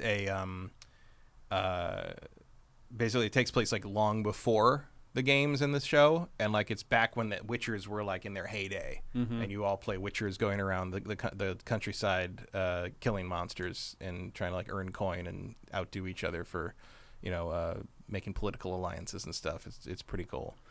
This is and exactly... Ciri's in it because she can time travel. Oh, this is exactly what CD Projekt Red needed: a cheerleading session. Yeah, with a game that they know everybody loves and has positive memories of. And they could go and kind of just be with those fans. Well, positive memories unless you had a PS3. Yeah, exactly. Well, did you see also this week that Cyberpunk 2077 went up on the PlayStation Store, and it was the top-selling game on the PlayStation Store for the week. So they put it back up, and immediately it became the best-selling game on the marketplace. I actually did load that up when the big last patch went up, just to kind of poke around at it. First off, I don't remember what the hell what to do in any of it. And second, I just didn't know where to start again. I certainly am not going to start over. I don't know. I actually uninstalled it. I'm going to wait until they do the next gen patch, and then I'll try it again. I eventually uninstalled it because every single time I booted up my PS5, I got an error message saying there wasn't enough space to download the latest update to Cyberpunk 2077. How big is that thing at this point? It's not like 60 gigs. It's still only 60 gigs? That's what it was on my Xbox. Okay. Anyway. I don't know what... Probably roughly the same on PS5. But I just said no. I finished it already, and I was like, I'm not interested. The biggest install I have on my Xbox, is on anything, actually, is the Master Chief Collection. No. It was like 150 or 120, 130 or something. That's a lot of games. And now that they've added 4K textures and all that stuff, it's going to bloat for sure. That thing has easily doubled in size since it came out. Yeah. Matt, are you surprised at how good of a job they've done with The Witcher? Because Witcher 3 came out. It was a Game of the Year candidate at pretty much every publication, and it reviewed really well, and it sold really well. But could you have ever anticipated that it would... Because it was still kind of an underground game back then. Could you ever have anticipated that it would become as big as it has? I mean, I always thought it had the potential to. Really? From the original game, yeah. I was the annoying Witcher cheerleader from the start with this series back in the day. When I wandered into the BioWare booth and there was a Polish guy in the back of the room.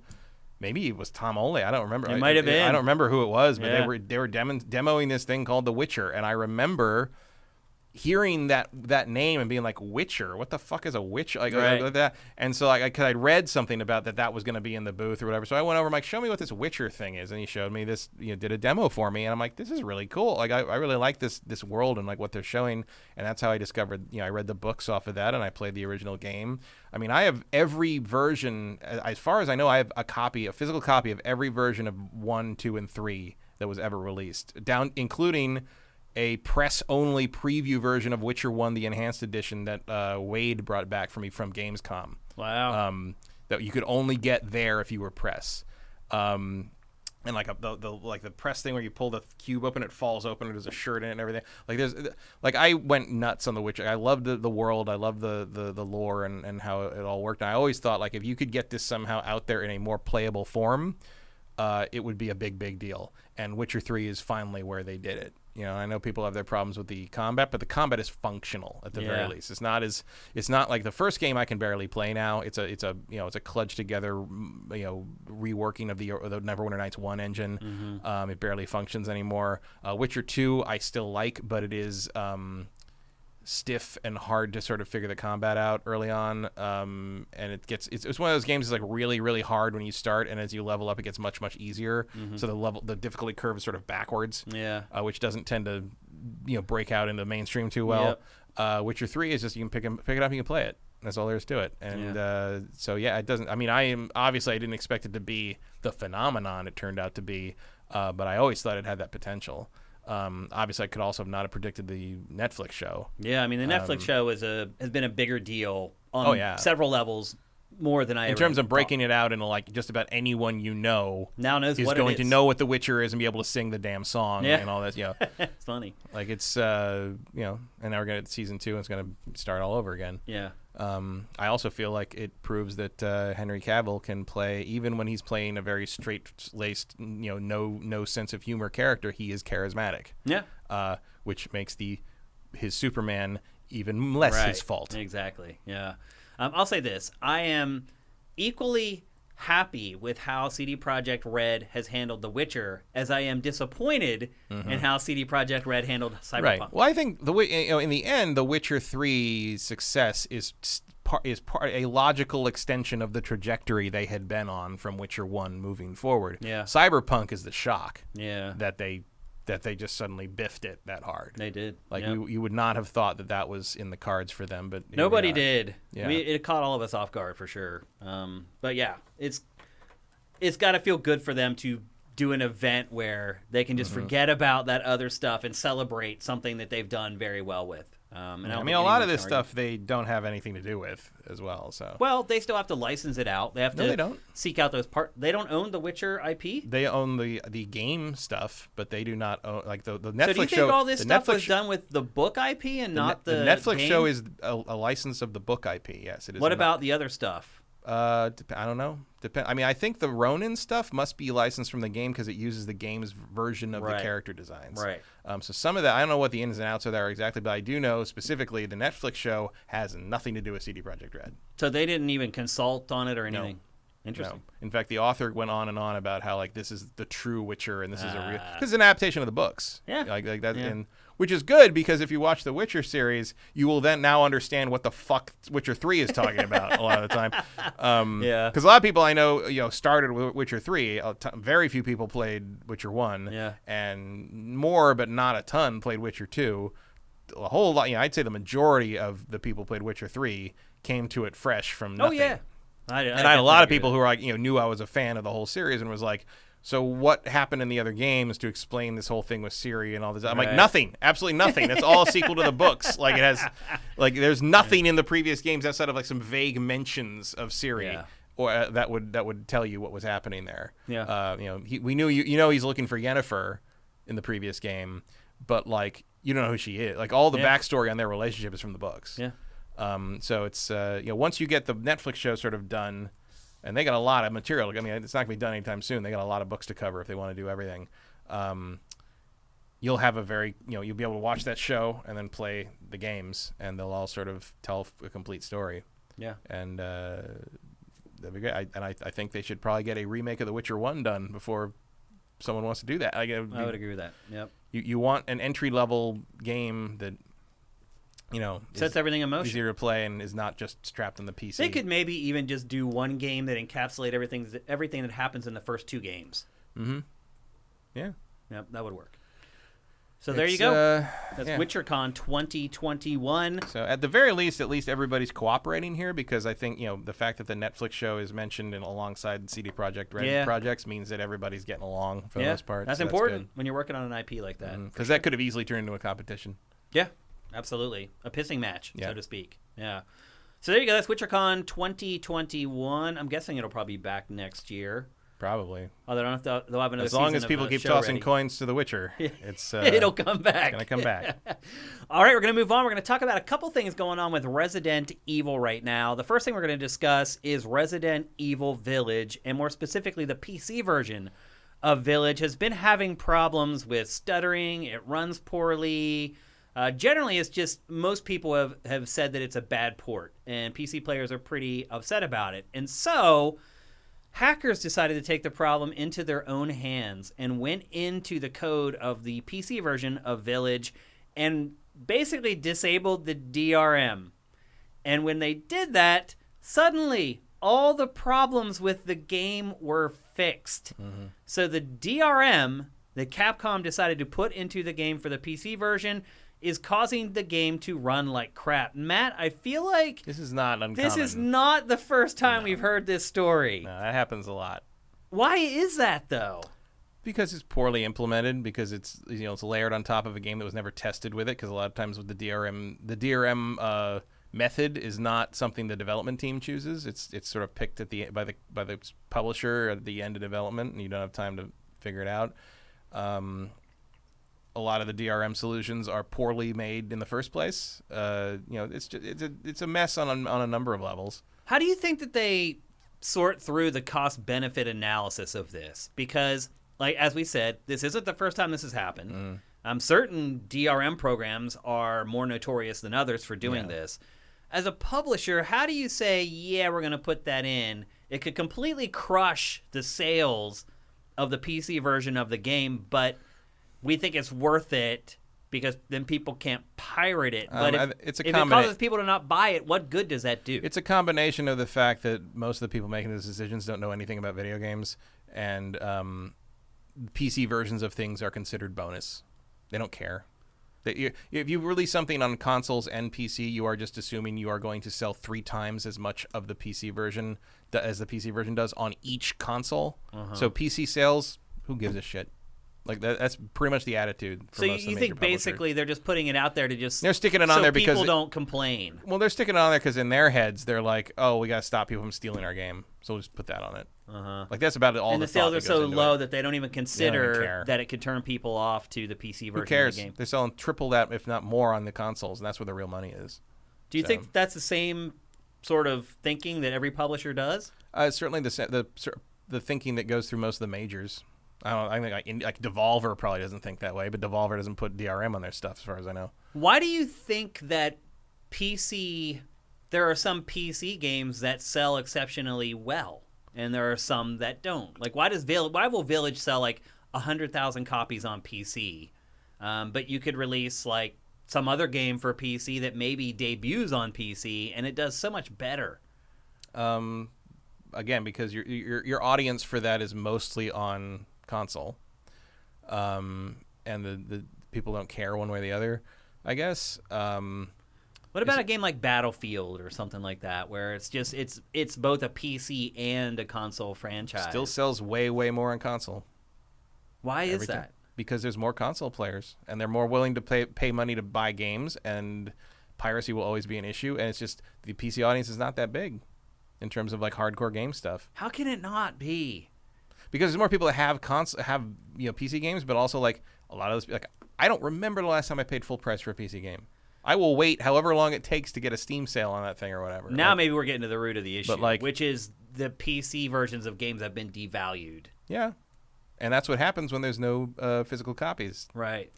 Yeah. When you can set your own price, people are going to wait for that price to get reset. Yep. I'm not paying $60 for a PC game. Like.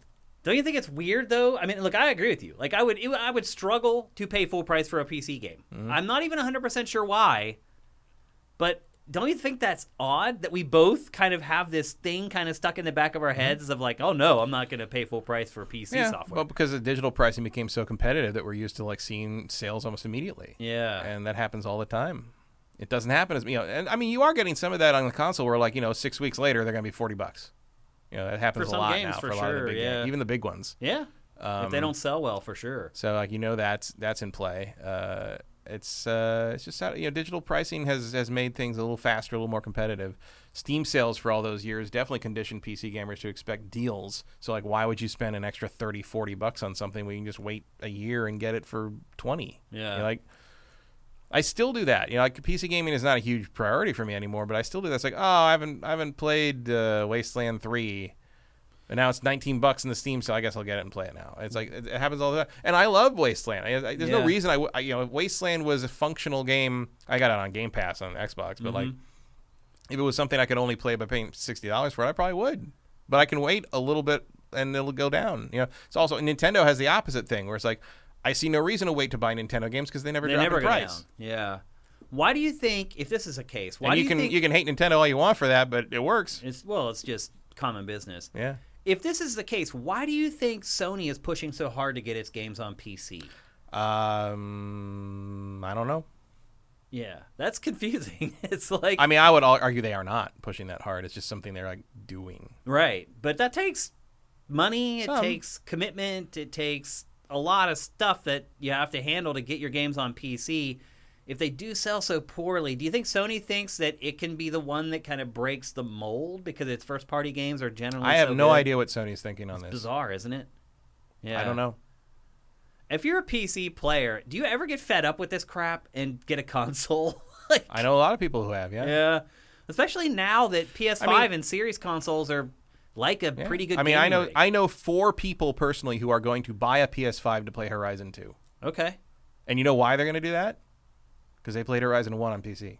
Oh, and they don't want to wait for Horizon 2. Interesting. So that might be your answer to the Sony thing. Well, that also means that Sony's strategy is working. Using the PC version. Because they're selling systems to these people. Right. Because they don't want to wait a year, 2 years to play Horizon 2 because they like Horizon so much. Interesting. So that does kind of answer the question. Now, why that's obviously small-scale anecdotal evidence, but like that's happening. And 2 of those people have never owned a game console before. They are PC gamers. Wow. I could not. One of them told me that. I could not believe it. I'm like, you're going to buy a PS5. He's like, if I can find one. Yeah. And I'm like, fair. But like, I think the other part of it too is he loved Horizon. Yeah. He wants to play the second one, and the only way he can play that in a timely manner is to get a PS5, and they got him. Yeah. I mean, the other thing is that nobody can buy a GPU now. Right. I've been trying to buy a GPU for like a year and a half. I can't get one. Nobody can really get them. I was in a couple. My brother-in-law can. Yeah, he Talk can. to me after the show. I was in a couple raffles on Newegg, No Luck. Like I've tried everything. My brother-in-law has been doing a lot of Robin Hooding. Oh yeah. Like where he gets the consoles and the graphics cards and then resells them to people at retail. Oh, he's awesome. Because he uses the same bots and everything as the scalpers. Yeah. But he just doesn't sell them for a profit. Yeah. Because he hates scalpers. I'm just wondering if everybody got a hobby. Yeah, yeah. I'm just wondering if people are looking at consoles now as a viable alternative to PC because it's hard to get GPUs and because both PS5 and Xbox Series can pretty much do most of the stuff that even high-end PCs are doing at this point. Yeah, for now, there's not a whole lot of gap there. There's not a big gap there. And so I could see, like, I honestly wish that my Xbox Series X was like a PC and that I could plug a monitor into it and plug a keyboard, and you can, but it doesn't have the applications on it that you would need to use it as a normal PC. Like, it doesn't have Windows on it, even. So I can say that about and I've mentioned this before, that, like, I think it would be really smart for Microsoft to install some very bare-bones version of Windows on it with Word and, Excel and, like, all the very basic stuff that people, in a web browser or, like, a really good web browser. Well, we're not going to get that. Yeah, well, they have. We're going to get Microsoft Edge. Edge is already on there. Yeah. You said really good web browser. Right, We're going to get Microsoft Edge. Right. Yeah. I would prefer that to stay all the fuck off my console. Thank you. How come? Because fuck all that. I don't want Windows on my Xbox. Get it? I already have to suffer through Windows on my PC. I don't need it on my console. I think my Series X is a more powerful PC than I have that I work on from home. But look, as long as it's optional, fine. But I will never do that. Just do it. Ever. Yeah. Ever. Also, they charge you for having Word and all that. Like, you got to charge subscription to shit for all that stuff, don't they? That's how that works now. I guess because they probably wouldn't let you like pull out your old Word disk and like plug it in and install it. Yeah, No. It would be. That's all subscription stuff now. I still think it could be popular. I think that there are people out there who maybe have worse PCs than I have that are like, I'd love to kill two birds with one stone and get an Xbox Series console and a new PC. I have my MacBook out next to on my table. It would never occur to me to want PC stuff on my console. I would love it. I would totally be down with it, but yeah, it's not for everybody, obviously, and there are a lot of people who would probably agree with you that they don't want any kind of. Do it if they want, as long as I don't have to. Right, I'm fine with it. Yeah, much like the accessibility options and the easy modes on things. Like I don't have to use it, so why do I care? If it's in there? It doesn't affect you. Why would you care? I can't believe that's a controversial statement. Here we are. Yeah, I can't. That came up with the Psychonauts 2 thing this week. With a what? Well, Double Fine announced that Psychonauts 2 is going to basically have an invincibility mode and accessibility options that let you get through anything, no matter your ability for platform, whatever. Basically accessibility. So even no matter if you can't get past something, you can turn on invincibility or just get past something, so you can see the rest of the game. And of course, gamers trademark lost their fucking minds about it because over Psychonauts 2. Yeah. Come on. And it's just like, why is this controversial? Like, don't use it. That's absurd. Don't use it. It's the same thing with the Dark Souls things. Like, if they add an easy mode, then don't use it. Don't use easy mode. Just don't use it. Don't play it it's on so easy. Simple. Yeah, I got in a big Twitter discussion about that. No one's impressed you you finished Dark Souls. It's not going to lower your status anywhere. Yeah. I got in a Twitter discussion about that not long ago that turned into kind of a thing. Like, Jaffe ended up jumping in and, commenting. It kind of got kind of big, but it was just the same arguments that everybody uses every time. Like, ultimately there was no new revelations or any new implied. I'm sorry. I'm sorry. The difficulty of a game you play is tied to your ego. Badge of honor. Your ego. I tried to be very nice while I was discussing this with people. I didn't want to go there and say, "Look, I'm out of other places to go at this point." I would beat around the bush. At a certain point, it's like, okay, you're gonna be weird and obtuse about it. I'm just gonna go straight for the fucking jugular on that. It's like, I don't care what anyone. Yeah. I mean, the truth is, a lot of people, their identity is built in being able to finish those games, and they don't like the fact that it could be so easily taken away from them. That's why it's like Psychonauts. That's why Psychonauts 2. I'm like, what? People are like, why would you ever want? No one plays Psychonauts for the story. I'm like, really? Because it's the only reason I want to play it. I want to see more with those characters. I remember the characters and the writing from the first game. I don't want to play the fucking meat circus again. Yeah. That's bizarre to me, Psychonauts 2. But some people may look at it like, well, if you do it with Psychonauts 2, it's like as Psychonauts 2 goes, there goes the world, as they say. Gun nuts. They're like, oh, this law isn't that bad, but if you pass that, they're gonna come for my guns. Yeah. And it's the same deal here. They're like, well, if you're gonna let people just skip through Psychonauts 2, what's next? Dark Souls? Sure. Yeah. Who cares? I don't care. It's a pathetic argument. Let's just be honest.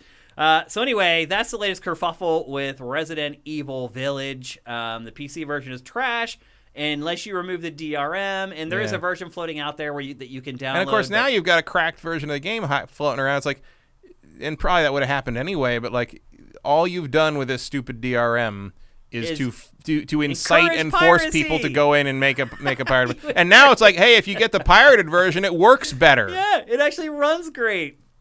It's absurd. That's what I was talking about. The cost-benefit analysis. Did Capcom weigh that out? I don't know. Capcom is very good at self-sabotage. At times. In more ways than just this. Agreed. And then the other big thing related to Resident Evil that happened this week is a brand new Netflix series debuted called Resident Evil Infinite Darkness. Did you get to watch this, Matt? No. Is this the cartoon? Okay, so I have a question, and I think you're exactly the person that I should ask about this. They are calling it an anime, but it is a CG show. Mm-hmm. So I feel like I do not know what defines an anime. Anime is the Japanese word for animation.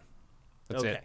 That's all. Anime just means animation in Japan. So if in fact, but they're calling it anime on Netflix. Right, but if it's produced in Japan, it's anime, basically. And even beyond that, if someone was talking in Japan was talking about the Batman the animated series, they'd call that anime. Like to Japan, anime is not like the thing where we think of animation from Japan. Yeah, I get that. It's not a genre. I'm just wondering why they label it that way in the West. My guess would be twofold. A, if it's produced in Japan, it technically is. Okay. CG is still anime. Okay. If it's made in Japan. Second, I think anime has cachet with Western audiences that would be interested in stuff like that. Yeah. So if you call it anime, they're going to assume it's not trash. Okay. Like that's sort of the Trojan horse there, I think. Well, I guess the first thing I would say is that it's not trash, in fact. It's not great. Yeah. But CG, I mean, you would still call Final Fantasy The Spirits Within anime. Okay. Even though it's a CG production. In Japan. Finest in Japan, yeah. I mean, it was made in Hawaii, technically, but still, it was made Rendered by Sakaguchi. in Hawaii. Yeah. That's for sure. So here's the other thing about this. It is supposed to be a TV series. It's 4 episodes, and it's only 2 hours long. So basically what they did is they took a film, they chopped it up into 4 parts, and decided to release it as a quote-unquote series on Netflix. And it's very awkward. Like where they cut between episodes rarely makes sense. Is the jumping here part of the show, or is it the This clip? is to avoid getting copyright strikes for Netflix. Yeah. Back to that self-sabotage thing again, huh? Capcom? Yeah. I'll probably have to cover this up, in fact, before the archive goes up. But I just figured for the people who are watching the show live, a special treat. So here's the thing. Some shots in this literally look photorealistic. Like mind-blowingly so. Where you blink like, oh my God, that's CG? And then there are some shots that look terrible. It is literally on a shot-by-shot basis. This TV show, I guess they're trying to make me call it. One shot looks amazing, and they'll cut to the next one, and it looks like a video game in real time. I don't know. A lot of it has to do with the lighting, how they choose to handle the lighting in each scene. And sometimes lighting can cover up some of the rough edges in CG. But there are moments when I'm watching this where it like blows my mind, and there are moments watching this where I'm like, that looks like Resident Evil Village, or maybe worse in some cases, to be honest. So it is a 4-part series. It is set in between Resident Evil 4 and Resident Evil 5.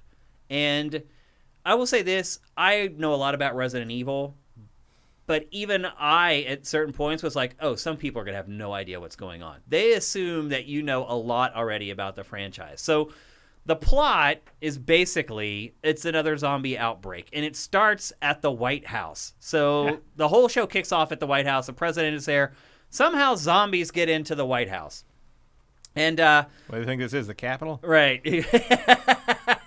It's kind of crazy, actually, when you think about it. There are some undertones to this show that point in some directions, I will say that. Zombies are social commentary. Yeah. In their purest form. So zombies show up. Leon comes in and cleans the zombies out of the White House. And the president then says, thank you for rescuing my daughter. The callback to Resident Evil 4. The other primary character in this that most people will recognize is Claire. She's the other kind of co-star of it. As you know, she and Leon has a history that goes back, I think, to Resident Evil 2. Yep. And so there are some references to Resident Evil 2 in this. As I said, there are references to RE4. There are also references to Resident Evil 5. And I feel like a lot of people who don't know Resident Evil, a lot of that stuff will just go completely over their heads, unfortunately. But the plot of the story is there's a zombie outbreak. They're trying to figure out what's going on. It turns out the Secretary of Defense has it out against China, and he is trying to create a war with China any way that he can. Also, again, more tentacles that reach out into the real world a little bit. And I did kind of spoil some stuff by saying that, in all honesty, but it's not hard to figure out because the writing isn't that great, and honestly, it's not like you won't figure out most of the stuff that's going to happen before it happens in the show anyway. The other thing I would say about it is it is really low on action. It is really like a political drama more than anything. Because the Secretary of Defense, so you have like the president, and he has his 2 advisors. One advisor is like, no, we shouldn't do this stuff because it's going to start a war with China. And then the Secretary of Defense is like, a war with China is exactly what we need. So there's this tug of war between the president's 2 advisors, and that is really what would be, and I'm not going to share it, what would be the spoiler in talking about this is whether the president decides to go with one of those guys or decides to go with one of the other guys. And that's kind of the whole plot of it. It's 4 episodes, under 2 hours to watch all 4 of them. Again, it's pretty obvious that it was a film that they created, that Netflix was like, well, let's just chop this up. Let's find a place where we can cut out of each episode. And they do not find a good place to do that. As I said, the CG is uneven. Some of it looks really good. Some of it looks really bad. There's a tyrant in the show. He's kind of like the big monster bad guy that shows up that Leon and crew have to take on. It's exceedingly gory.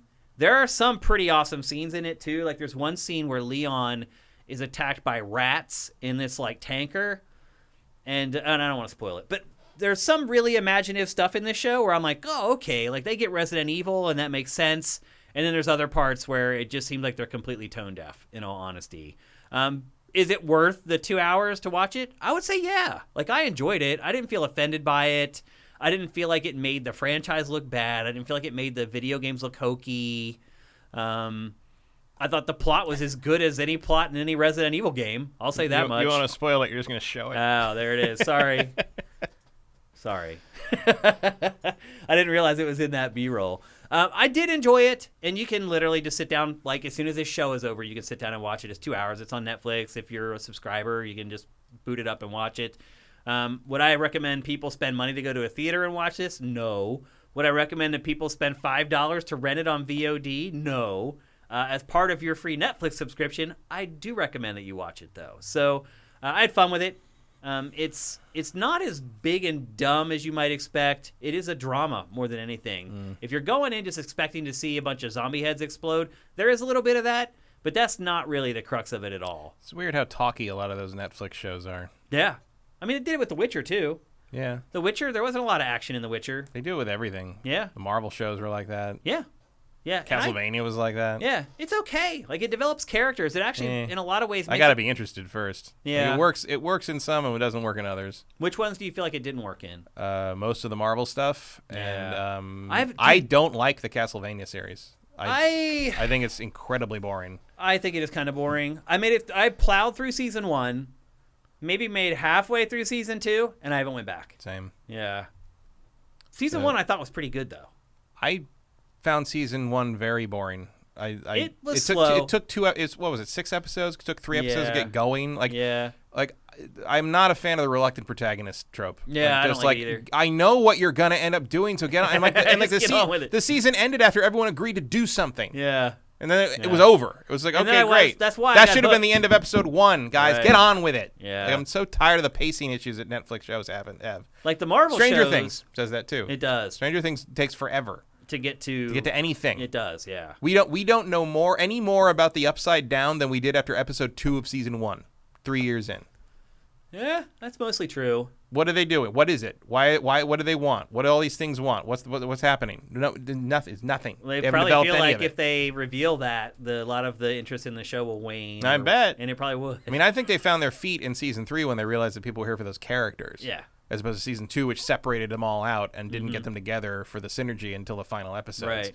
Whereas like season 3 was all of them kind of interacting and putting different characters with other characters and seeing what happened, and that was much more interesting. Now, I can be a sucker for TV shows and games that at the end, all the people that you've run into and helped or they helped you all band together to like finish the job, whatever the job But that may was be. sort of the appeal of Stranger Things season 1, and then season 2. It's like, as soon as you find weird shit, you should get together all the people you fought weird shit with a year ago and be like, hey, I found some more weird shit. This is probably related to the other weird shit, and not take it home, put it in a tank, and let it eat your cat. Yeah. That's another reason why I like Ratchet and Clank Rift Apart.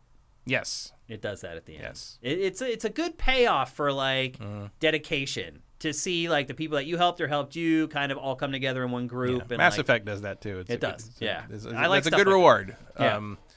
But it's that fits with just sort of the Netflix model somehow. I don't know if they tell people to do this, like make sure nothing happens for the middle part. Yeah. Or like the thing that bugged me about like the Marvel ones was like, especially like Daredevil season 1 is pretty good. I love Daredevil season 1. Jessica Jones season 1. Loved it. And once you get past a certain point, it's just like, okay, so the structure of these seasons is something happens, every single possible combination of two characters has to discuss the thing that happened over the next episode and a half before another thing happens, and then everyone has to rediscuss the new thing that happened, and that means like 4 things happen over the course of like 13 episodes, and nothing actually gets done. Yeah. Daredevil Season 1 was the only Marvel show on Netflix that I liked. Season 2, didn't like it. I didn't like any of the other Marvel shows. I like the first part of season. I thought the Punisher stuff was a really interesting take on that character. I tried. And then they switched over to the ninja stuff, and I did not care anymore. Yeah, and now it's gone. Yeah, and then Iron Fist. I got 3 episodes in Iron Fist, and I never watched another Netflix Marvel thing again. That was it.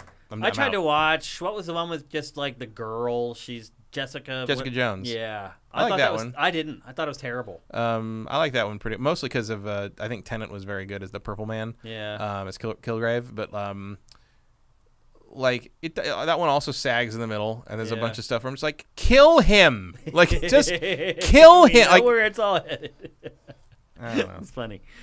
So anyway, those are the latest updates on Resident Evil. I do recommend you go check it out. It's only 2 hours. There's not a lot of content right now on Netflix, to be honest with you, particularly if you're people like us who are into the same things we're into. Yeah, you throw that one on the front of the track screen. Just what have you got to lose? Sifted game. Exactly.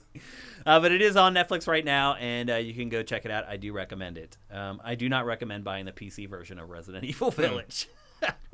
All right, we're going to move on to a game that I mostly took the lead on when we discussed it last week because I had played it and Matt had not played it at that point, and that is Monster Hunter Stories 2. Matt, did you decide to play it based upon our discussion that we had, or had you planned all along to give it a go? I already had the demo installed. I just hadn't gotten around to it. Okay. Have you played the demo, or have you played the final version of the game? Both. Okay. I mean, I moved on to the so you played the demo, and then you were like... I imported it, yeah. Okay, and you liked it enough to buy the full thing. Mm-hmm. All right, let's talk about it. I obviously just talked about it for like 25 minutes last episode, so maybe it's better for you to lead this discussion on it. Is there anything that I said last week about the game that you maybe took a little differently or interpreted a little differently? I don't think so. I was curious what the cutoff point was on the demo, because I didn't finish the demo before the final game came out and just sort of loaded the save in and kept going. Was it where the T-Rex thing shows up? It's when you get on the boat. Okay. That's what I figured that's what it was, but like, yeah. So I had already gotten to the main game by the time I got to that point. Okay. I figured it was either when the T-Rex boss shows up or when you get on the boat. Yep, and it's when you get on the boat. Mm-hmm. Yeah, as you're sailing off, that's the last frame of the demo. What are your impressions of it, Matt? I like it. How far are you now, by the way?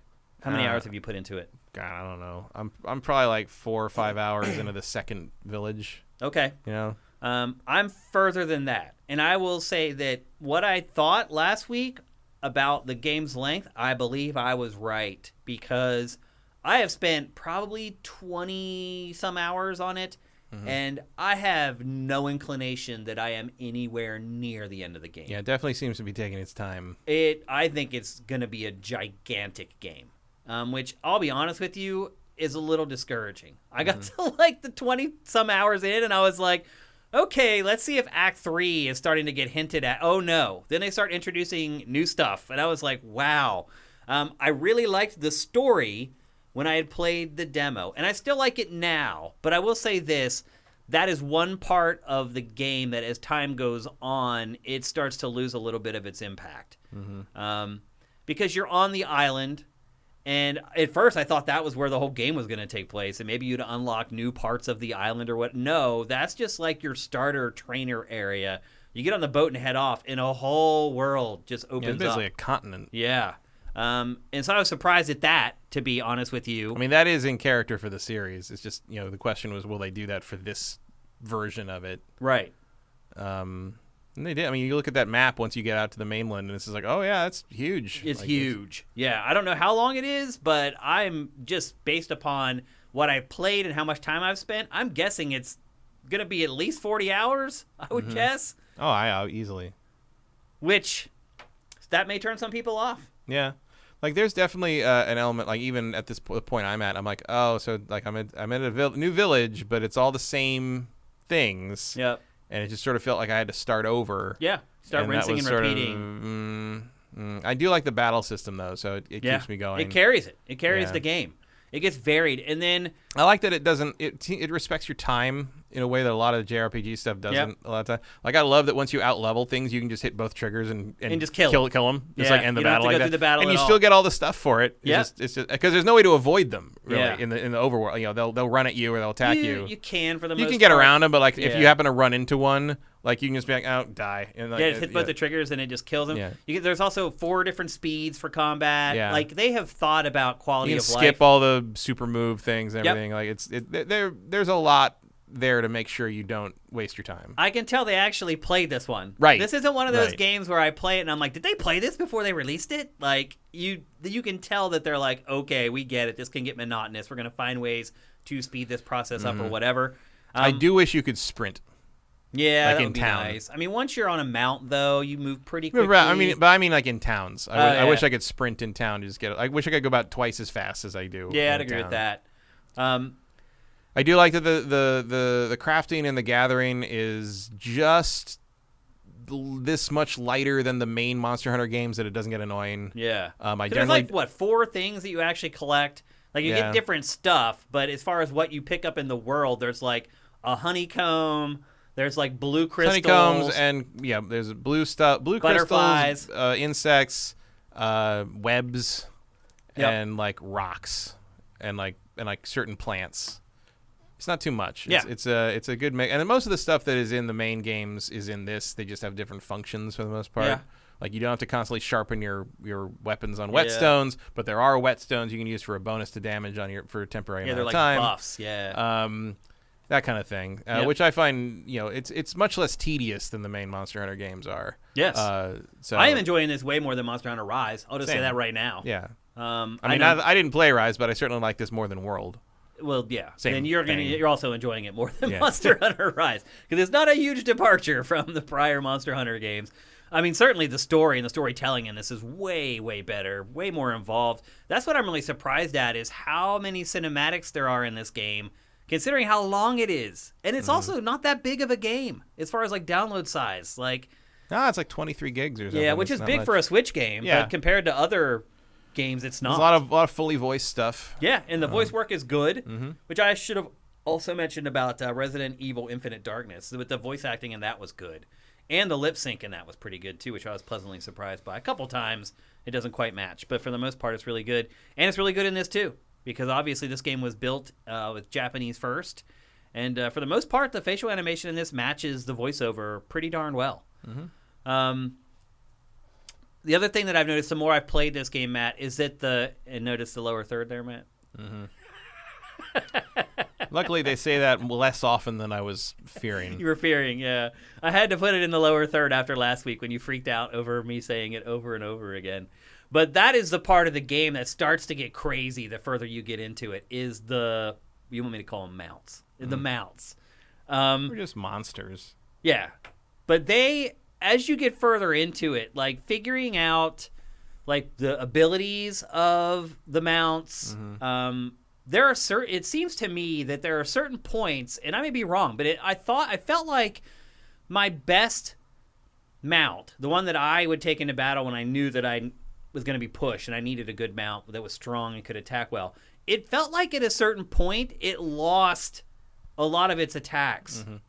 I mean, I've hit a point where like it just doesn't, you got to switch to someone that a mount that has a different kind of attack, because like eventually certainly once you leave the first island, the type of weapon and the type of damage the weapon does really matters more, like blunt versus blade versus ranged, and the monsters have that as well, So I have, I love my little Velociraptor, but I have, when I first got to that new area, I switched to the one with the big chin that basically bonks you with the second big one you fight, basically.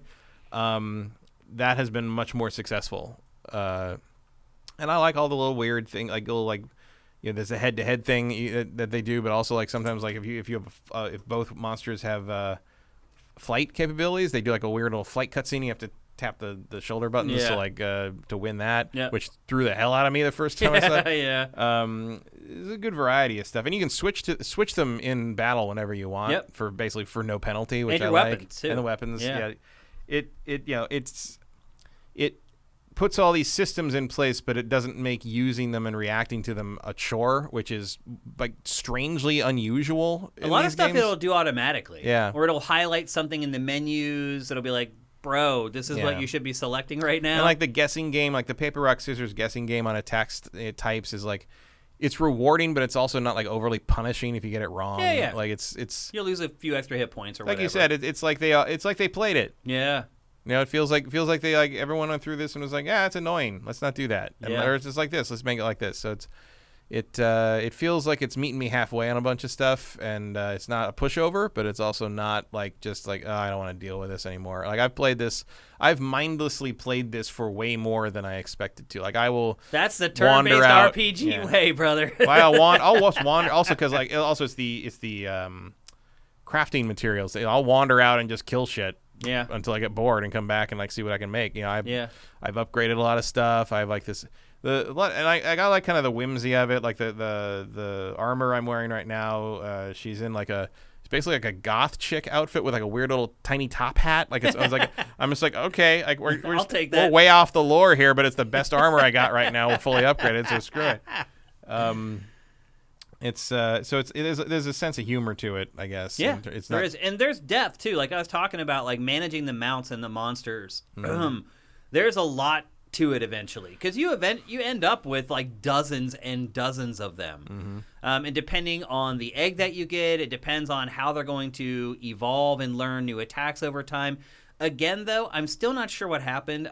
I really feel like my best mount completely changed at some point and turned into something that wasn't as effective, or maybe I needed to find a new way to use it because I had been using it a certain way the whole game.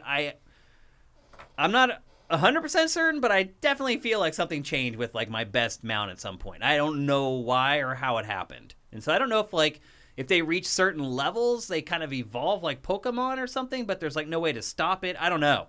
It seemed like there was something going on underneath the hood that I just couldn't quite put my finger on what was going on, but do you think you'll finish this game, Matt?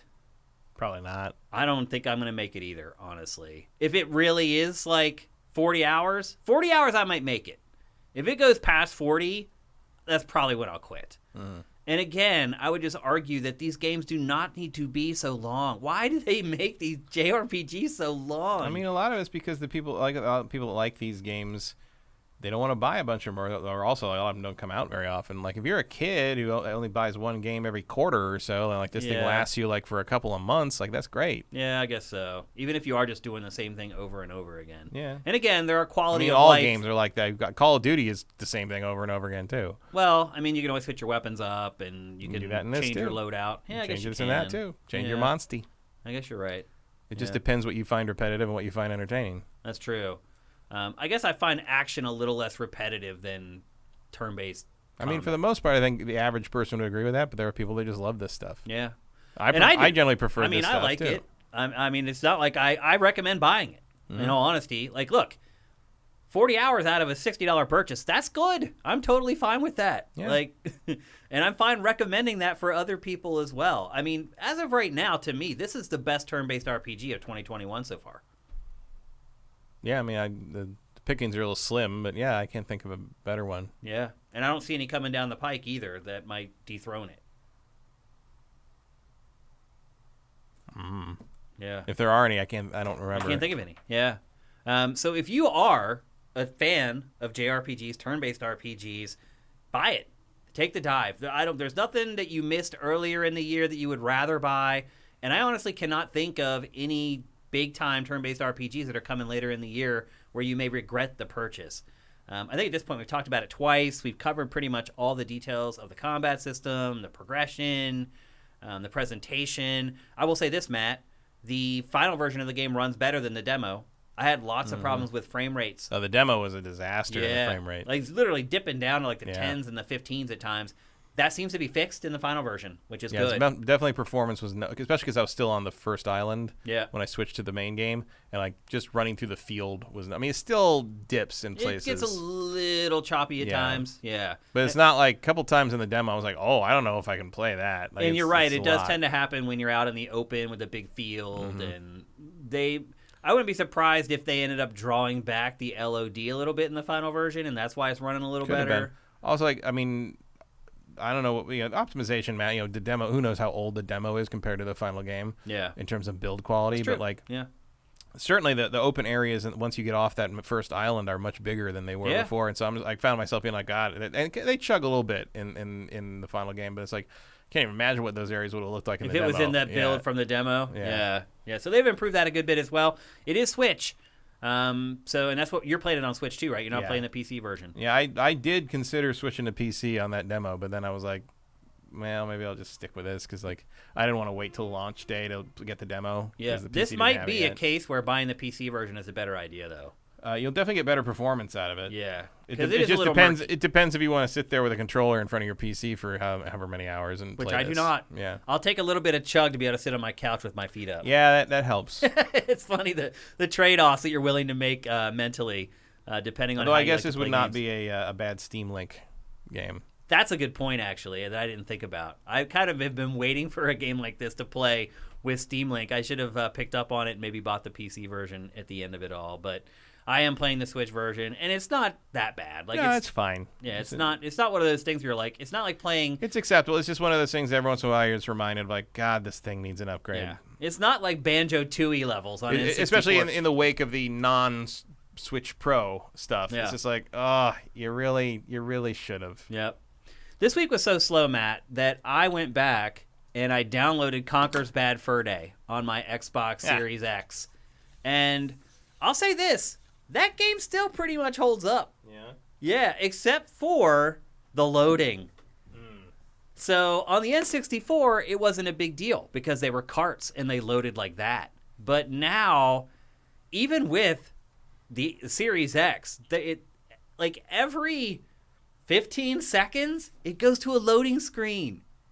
It's like a splash screen with a bar, and it goes fast. You're only there for like 2 seconds maybe, but it's just constant. So you playing the Rare Replay one? Yeah, I guess. Or the Conquer Live and Reloaded. I'm playing Live and Reloaded. Okay, so the Rare Replay one is the N64 one.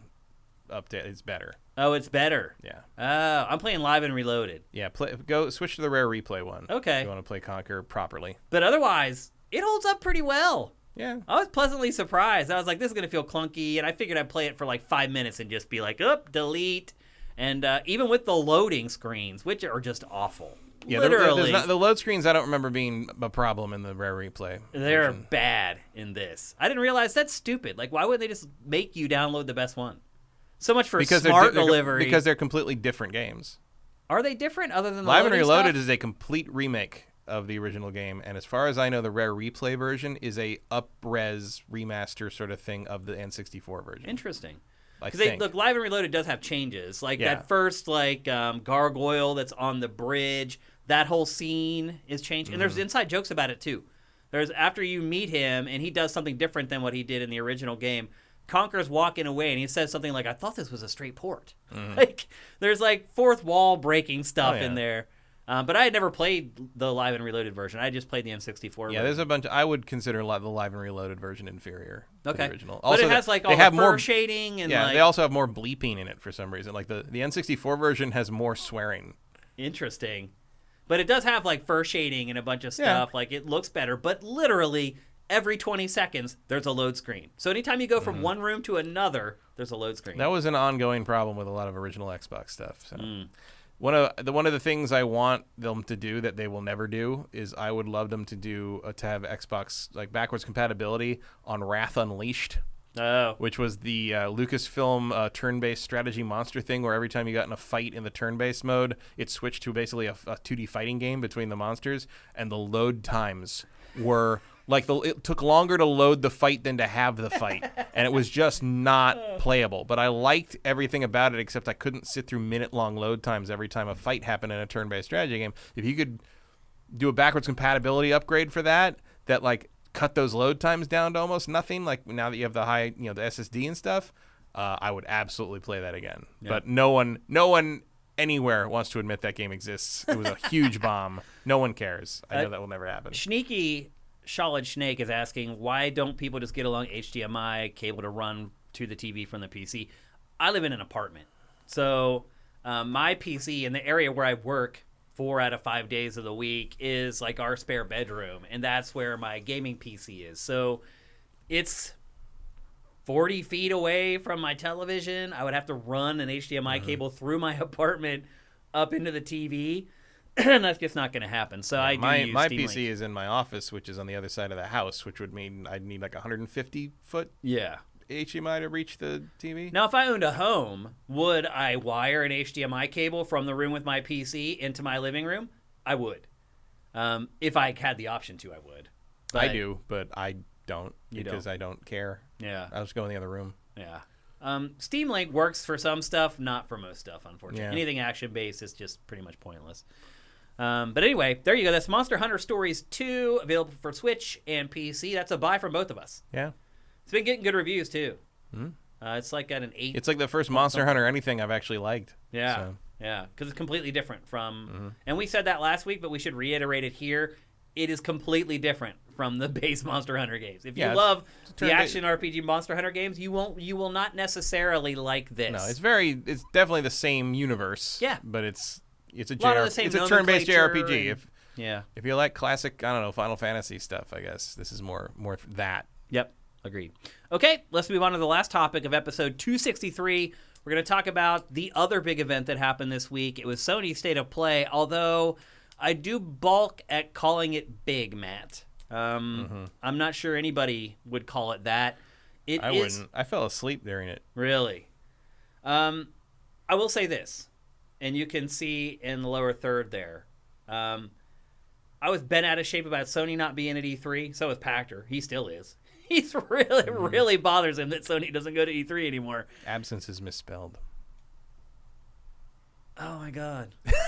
Oh well. I can always. That's one thing I can fix in post, no problem. But first, I was trying to figure out if you were doing like some kind of pun. No. That Sony no, had it's just misspelled. Sony had a sense of its own abs or something. Nope, it's just misspelled. But anyway, so Pactor is really pissed off that Sony isn't at E3. I kind of am, not as much as he is. Now maybe I kind of get it, because it appears that maybe Sony just didn't have a whole lot to show. No, Sony doesn't need E3 anymore, and they know it. Yeah. Also, they apparently had nothing to show. Yeah. But maybe one of the reasons they had nothing to show is because they knew they didn't have to do E3. Now, the big game in this, that's true. The big game in this was Deathloop. Mm-hmm. Why do you think Deathloop has hitched its wagon to Sony?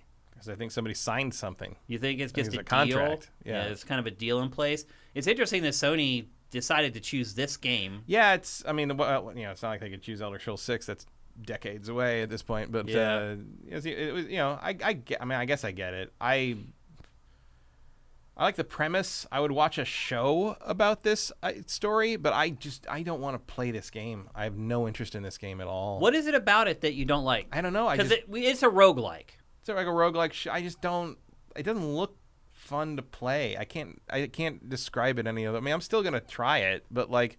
I'll say this: I agreed with you until I saw this huge chunk of gameplay that they showed during the State of Play. I thought it didn't look fun to play either, and for whatever reason, seeing this demo completely changed my mind. Yeah, I didn't. It actually pushed me more in that direction. Like, interesting. I don't want to play this game. I don't care. I might watch someone play it. I might watch a show about the idea because the characters seem interesting. Yeah, and the world seems interesting. Yeah, but just something about the way the game, it just looks like such a generic shooter to me with like some character powers that like I feel like it's just going to annoy me. It's just going to be like playing another shooter to me. Well, it is a roguelike, so you die, you start over, but it's kind of like Returnal in that you keep some stuff every time you die. And that seems to be the modern design for roguelites. Oh, yeah. Very few of them. Including the narrative incorporation of the repetition. Right. Where like some of the characters recognize that's what's happening. That it's happening over and over. And this game is very much like that as well. And you just basically have to get so good that you can take out, like, you have to assassinate, I think there's 8 different characters. And you have to just keep trying over and over until you can get all 8 of them in one run. Yeah, it's like Hitman as a roguelike. Yeah, that's actually a good way to describe it.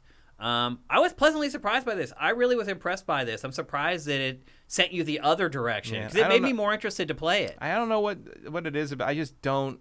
Nothing about what they're doing in the gameplay makes me care at all. I do care about like the premise is cool, like the kind of the Dishonored-ish things you can do or in that I guess makes. But I don't know. I don't. It's definitely an arcane game. Yeah, absolutely. It's like it feels like even though it's made by the Leone studio, right? But it just feels like I've done all this before in Dishonored, and I didn't particularly enjoy it there. So I don't know why I should change my mind about this. I'll say this: if I had not just played and enjoyed Returnal, I would not have the door open for this game as much as I do. Returnal showed me that a genre that I had previously just kind of rejected outright, and I had tried it, I just didn't enjoy it. Returnal showed me that I could actually enjoy it.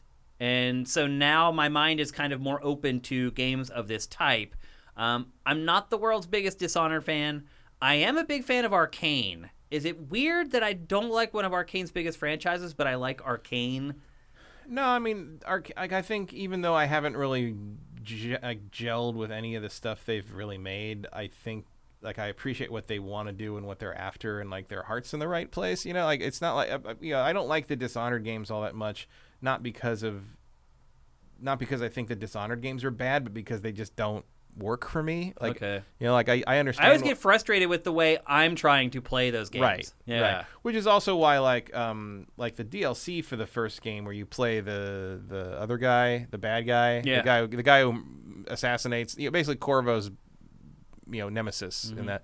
I can't remember his name, but where you play him and like there is no real morality thing to killing people in that. Like that is much more also because like sneaking around and killing people is like the thing that game does best. And so if you're kind of hampering me by saying like, oh, you shouldn't kill people, like that's what I am here to do. Like you don't give me that cool sword and not let me do shit with it. Like what are you doing? I agree 1,000%. So I found that actually the DLC in the first game to be more fun, and I never really got too far in the second game. In part because there was a weird shader thing that didn't work right on my computer, and I never really went back to it. Gotcha. But again, I like what they're after. I like the world. It's sort of like this. I like the world of Dishonored. I like the premise and what's happening, but like the gameplay just sort of leaves me cold, and I don't see anything in this that is going to make me feel any different. Well, I'll say this too. This demo also showed me that it is an Arcane game. Because what we had seen before really didn't tip that hand at all. No, it was. I mean, this is definitely less generic than what we've seen before. Yeah. But again, it kind of doesn't help that it does feel like an arcade game because I've never liked playing an arcade game. So touche. I hear that. And I'm not going to sit there and say that they should change a bunch of shit. It's just their stuff is not for me. Yeah. Provided this game isn't broken, though, I think it's going to review very well. I think it probably will review well. Yeah, I see critics all over this. Yeah, I also think it is not going to sell very well. I would agree with that as well. This is a pretty good get for Sony because it signed this deal with Bethesda, and then the purchase is announced. So this takes a little bit of the edge off of the whole every Bethesda game is going to be exclusive on Xbox going forward. This is like this last little jab that PlayStation gets to be like, well, that's going to happen eventually, but not yet. This may be the last Bethesda game ever released on a PlayStation platform. Yeah. Which is pretty crazy to think about. Who knows? They could reverse course eventually and just be like, you know what? We just want to sell as many copies of our games as we can from Microsoft's perspective. I highly doubt that. I really think this might be the last time you boot up a game and see the Bethesda logo on a PlayStation platform for at least a really, really long time. I'm not upset that this is on my fantasy team. I'll say that. Like, I have a feeling it might do okay where I ended up drafting it. Like, I think it'll probably, if it's not broken and it works the way it's supposed to, I think I should be okay with this game being on my team. And it is coming out this year as well. They announced a release date, and I totally forgot to write it down. It's like September 24th or something like that. Yeah, that sounds about right. Yeah, it's not too far away. So that was the big game that got the most of the focus during the State of Play. This, if you're watching, it was like a 10-minute like developer walkthrough driven by Arcane Leone. And then the other big thing in the State of Play was something we mentioned earlier, Death Stranding Director's Cut. Kojima bent all out of shape over the fact that Sony called it the Director's Cut. He's like, that insinuates that somebody else had control over what appeared or did not appear in the game, and that wasn't the case. I had final say on all that stuff. As we mentioned earlier, then what is this? Yeah. What is what?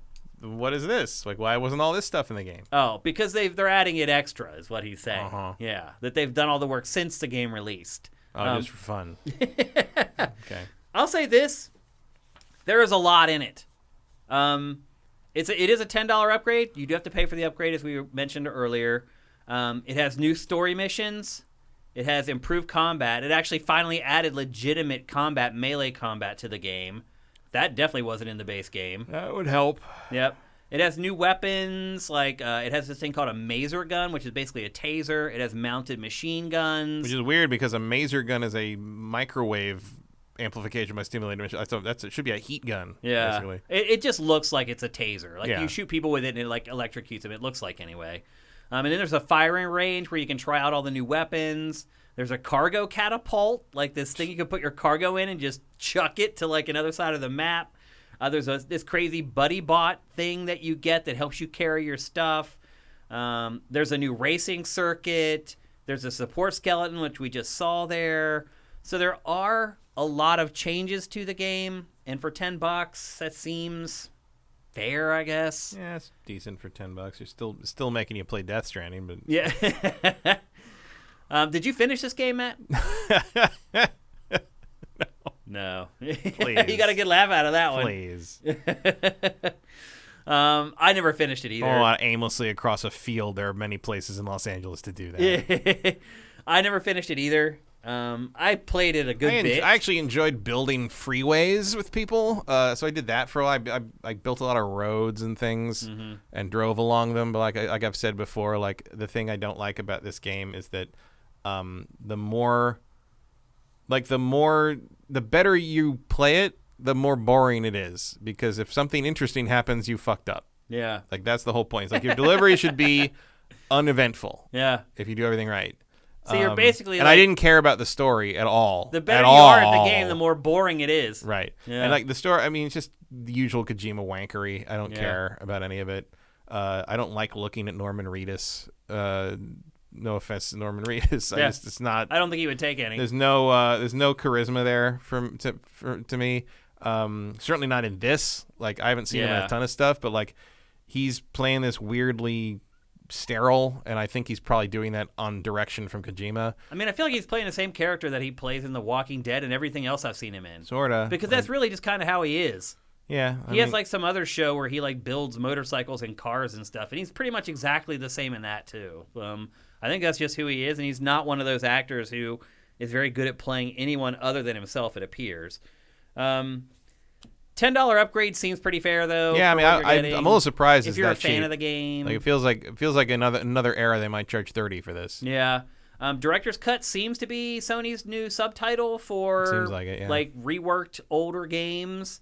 And I have a feeling that's why it's called this, because Sony wants to keep the nomenclature consistent. Yeah, they're just consistent. trying to unify it. Yeah. And Kojima's like, but it's not a director's cut. And they're like, but we're just trying to tell everybody consumers. thinks of it like, people call Alien 3's assembly cut director's cut, even though Right. Fincher would never touch that again. So it's like, the director's cut doesn't mean anything anymore. It really doesn't. No one thinks of it as, they just think of it, it's better. Yeah, no one looks at it like, the stuff on the cutting room floor that they didn't want in it. Now they want it in there. Like the thing that makes you think that now is the director's name cut. Right. The Snyder cut. Right. A Snyder cut exposing how few people understand how movies are made. Right. Now everybody wants the Ayer cut or the Gunn cut or the Kojima cut for this would be Kojima's version of this. Well, now he's like, I'm going to cut the next trailer for this because I didn't cut this one, and he's like, it's just so funny. He's on Twitter. He's like, do you guys want me to cut the trailer? It's like, of course they want you to cut the freaking trailer, dude. Like, my affinity for Kojima is really dissipated over time. It's like, it's like getting up on stage and yelling, "Are you ready to rock?" And yeah. Like, it's like, no one's like, nah. No, I just paid $150. You know what? It's been a long day, and we decided we are not ready to rock. I'm going to retire to the Portolet. Could you keep it down? We're just going to chat amongst ourselves. Seriously. He's become so pretentious at this point. I mean, he always has kind of been. Yeah. But I really feel like he's kind of just fallen off the cliff at this point. That cliff right there. That one right there, in fact. Yes, that exact cliff. He took a nosedive. So that's Death Stranding, director's cut, Kojima. Sure. And then they showed a couple other indies and like some free-to-play stuff. And then the only other kind of big thing that they showed was Moss Book 2 for PlayStation VR, Matt. Yep. They showed a new PlayStation VR game, a new one. What I realized when I saw this and then watched it later on was that Moss, in hindsight, is one of the best PlayStation VR games. It ended up being one of the best PlayStation VR games. Like, when it came out, we liked it and we thought it was good, but it was so early in the platform's life cycle that I think most people just assumed, well, this is good, but this is just a sign of things to come. As it turns out, it really wasn't. It was kind of the best thing that you were going to get on the platform. Everyone turned to Jack Nicholson. What if this is as good as it gets? Exactly. Yeah. And it was good. Like, it was, and a lot of the reason it was good is because it didn't force a lot of the VR stuff on you. It used it very smartly. And but even here, it's like, why does this mouse not have fur on it? Yeah. At first, I thought, like, oh, they're just going to do a normal game of Moss. Because, but it's like, no, it's for PSVR. I'm like, oh, okay. Really?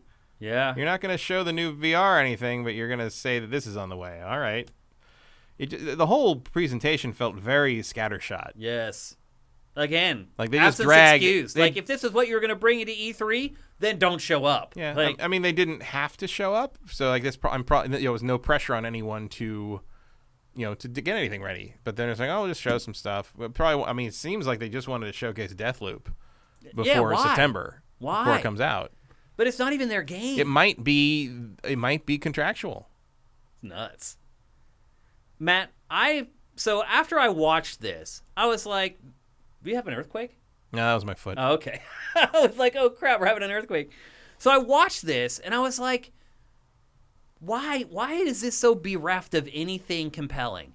So I started looking at the lineup for PlayStation 5, and I was shocked.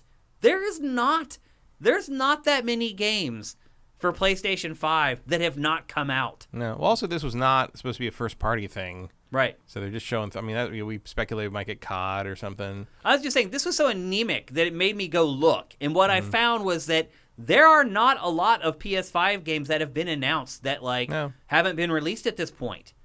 Hardly any. Hoping Horizon makes it this year. But there's Gran Turismo. If Gran Turismo makes it. And there's God of War, which is a cross-platform. And next year. Yeah, I mean, I'm just saying in general. Yeah, we don't know a lot about what's coming. We can just make assumptions. I mean, we assume Spider-Man 2 is coming. Yeah. We assume, Insomniac has got to be working on some other stuff. I'm sure that's not the last Ratchet game we'll get this gen. Yeah, a lot of stuff's been running quiet. Like, we don't really know what Sucker Punch is working on beyond the director's cut of Tsushima. Yeah. Although the rumor is that it's another Ghost game.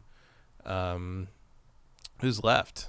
Santa Monica's got God of War. Like, there's not a lot of mystery here. Yeah, that's what I'm saying. Like, I was shocked. I was like, wait a minute. Like, how would I build up in my mind that there were so many PS5 games coming, like exclusive PS5 games? I mean, there's stuff that's like not so. I mean, I got Ghostwire Tokyo, which got pushed to next year. Yeah, that was just delayed today until next year. There's there's stuff that's emphasized PS5 but isn't exclusive to PS5, like God of War. Yeah. We also just don't know. Is Sony Bend done? Is that the end of that? Are they? They're working on ports of stuff. Like Bluepoint presumably has something that they're gonna do remasters or remakes of. Like the new team down in San Diego is supposed to take over some Uncharted stuff maybe at some point. Like, we don't know. I was shocked. I was like, man, like, what are you buying a PS5 for right now? Ratchet. Yeah. And Gran Turismo, we thought at one point, or just to have one, so when you do want one, you have one, right? Because who knows when you could get one? Because that's the other thing. It's like, it's not hurting them. Yeah, they're selling as fast as they can make them. Still, still impossible to get one. But I do wonder, like, if a lot of these people are buying it and they're like, oh, hot damn, what am I supposed to use it for? And they're leaning hard on the multi-platform stuff, as Sony always does. We've previously had holiday seasons where Sony had nothing from the first-party lineup, and they did fine because they've been doing that since the PlayStation 1. The PlayStation audience is so huge that just by like general attach rate, you're gonna do fine. Mm-hmm. Yeah. Nox Eternata says there's unannounced stuff we know is coming but not announced. Like. Well, if we knew that, they'd be announced. But like what? I mean, it's not. I'm not saying that like Sony isn't making games. I'm just saying I thought on the immediate horizon there were a lot of games coming for PS5, and there aren't. Yeah, I mean, one of the big ones just came out, and Horizon's due, and Gran Turismo's due, and God of War's next year. I haven't turned on my PS5 since I finished and beyond that, like Ratchet. beyond that, I wouldn't expect to know anything really. I mean, we know a lot about Xbox. Yeah, but Sony doesn't. A lot. Sony doesn't roll that way. Yeah. Sony lets Square make all the announcements that are years away. Yeah. I don't know though. And Microsoft had to do that because otherwise there's even less. You know, you Yeah. have to look forward to stuff from Microsoft that are years out because that's all they got right now. Yeah. I mean, Well, Game presumably Pass. Halo's going to make it, but beyond that, that's more of everybody's just sort of morbidly curious at this point. Yeah. I was still just surprised. For some reason, I just built up in my mind that like, but what I realized is all the games that they showed initially, almost all of them have come out. Mm-hmm. There's a couple still left, like Kenna, whatever. Yeah, that's still got to come out. But a couple games like that are smaller are waiting, but otherwise most of them are out there now, and they have not announced more since then. So I don't know. It's like now people, if they're going to buy a PS5, they're like, what do I buy? Obviously Ratchet. If they're willing to play and then Ratchet. maybe Kena if that turns out to be good, and then Horizon and Gran Turismo and God of War, and beyond that, like that takes you through the beginning at least of next year. Well, Horizon's presumably not until the end of the year. Yeah. If it makes it this year at all. Yeah, but it's like one big exclusive per quarter is about what you expect. Yeah. If you want to count Deathloop in that, like that's Q3. Yeah, at that point you're leaning a lot more on the third parties to make sure the games look good on PS5. Yeah, well, I mean, it's good enough for Nintendo. Yeah. You know, when I mean, you don't Touche. like Sony doesn't release like multiple giant first-party exclusives each quarter most of the time. Like sometimes you get lucky and they all sort of pile up in places, Yeah. but like generally it's Two one per per quarter. is about as Two per quarter as is you can a ask for. good quarter, but Yeah. like like we're gonna probably get Gran Turismo and Horizon 2 in the same quarter if we're lucky. well. It's like right now Microsoft is touting one exclusive every quarter. Like Right. it's a big deal. So Yeah, I mean for them it is. it is. It but like, definitely is. yeah, I'm Yeah. sure. I wouldn't be surprised if we learned some new stuff at Game Awards. Yeah. Hopefully Horizon's out before then. Yeah, I'm but once you get if everything comes out on time, the only thing you have left sort of in the pipeline at that point in terms of 800-pound gorillas, literally, if you want to look at Kratos that way, is God of War. Yeah. And then you're gonna have to like sort of tell us what's past that, and the Game Awards would be about the right time to do that. Yeah. And they seem more willing to participate in that than with E3. So Which is so bizarre. we'll see if they show up in Jeff's like Summer Games thing next year, I guess, instead of E3. I wonder if all those little side events are even going to happen next year. If E3's back, I think into Jeff full will definitely glory. try Jeff will again. do something, but I'm wondering about like all the other little things that were. Well, yeah, maybe That not. popped Like up. I mean, IGN and the outlets will switch to their usually E3 coverage probably. Yeah. But I think Jeff is going to continue to try Oh to yeah. be the alternative Oh to yeah. E3. Or try to take over E3 in Yeah. general. I wouldn't be surprised if Jeff makes a play to take over E3. I mean, he could definitely via walk the in, ESA. especially if Game Awards are even more successful this year. Which like there's no reason to think the Game Awards aren't going to continue their upward curve Yeah. at this point. You could walk into the ESA office and be like, "Let me fix this for you, or you will die trying." Yeah. Basically, like. and he wouldn't be wrong. No, I think he would have a very strong Unfortunately. case that He would. that he knows what needs to be presented and how it needs to be presented versus them. Yeah. Yeah. I would definitely agree with that. I don't know. I'm a little shaky on PS5 right now. I'm not. I haven't turned mine on since I finished Ratchet. And when do you think I'll turn it back on? Kena, Yeah.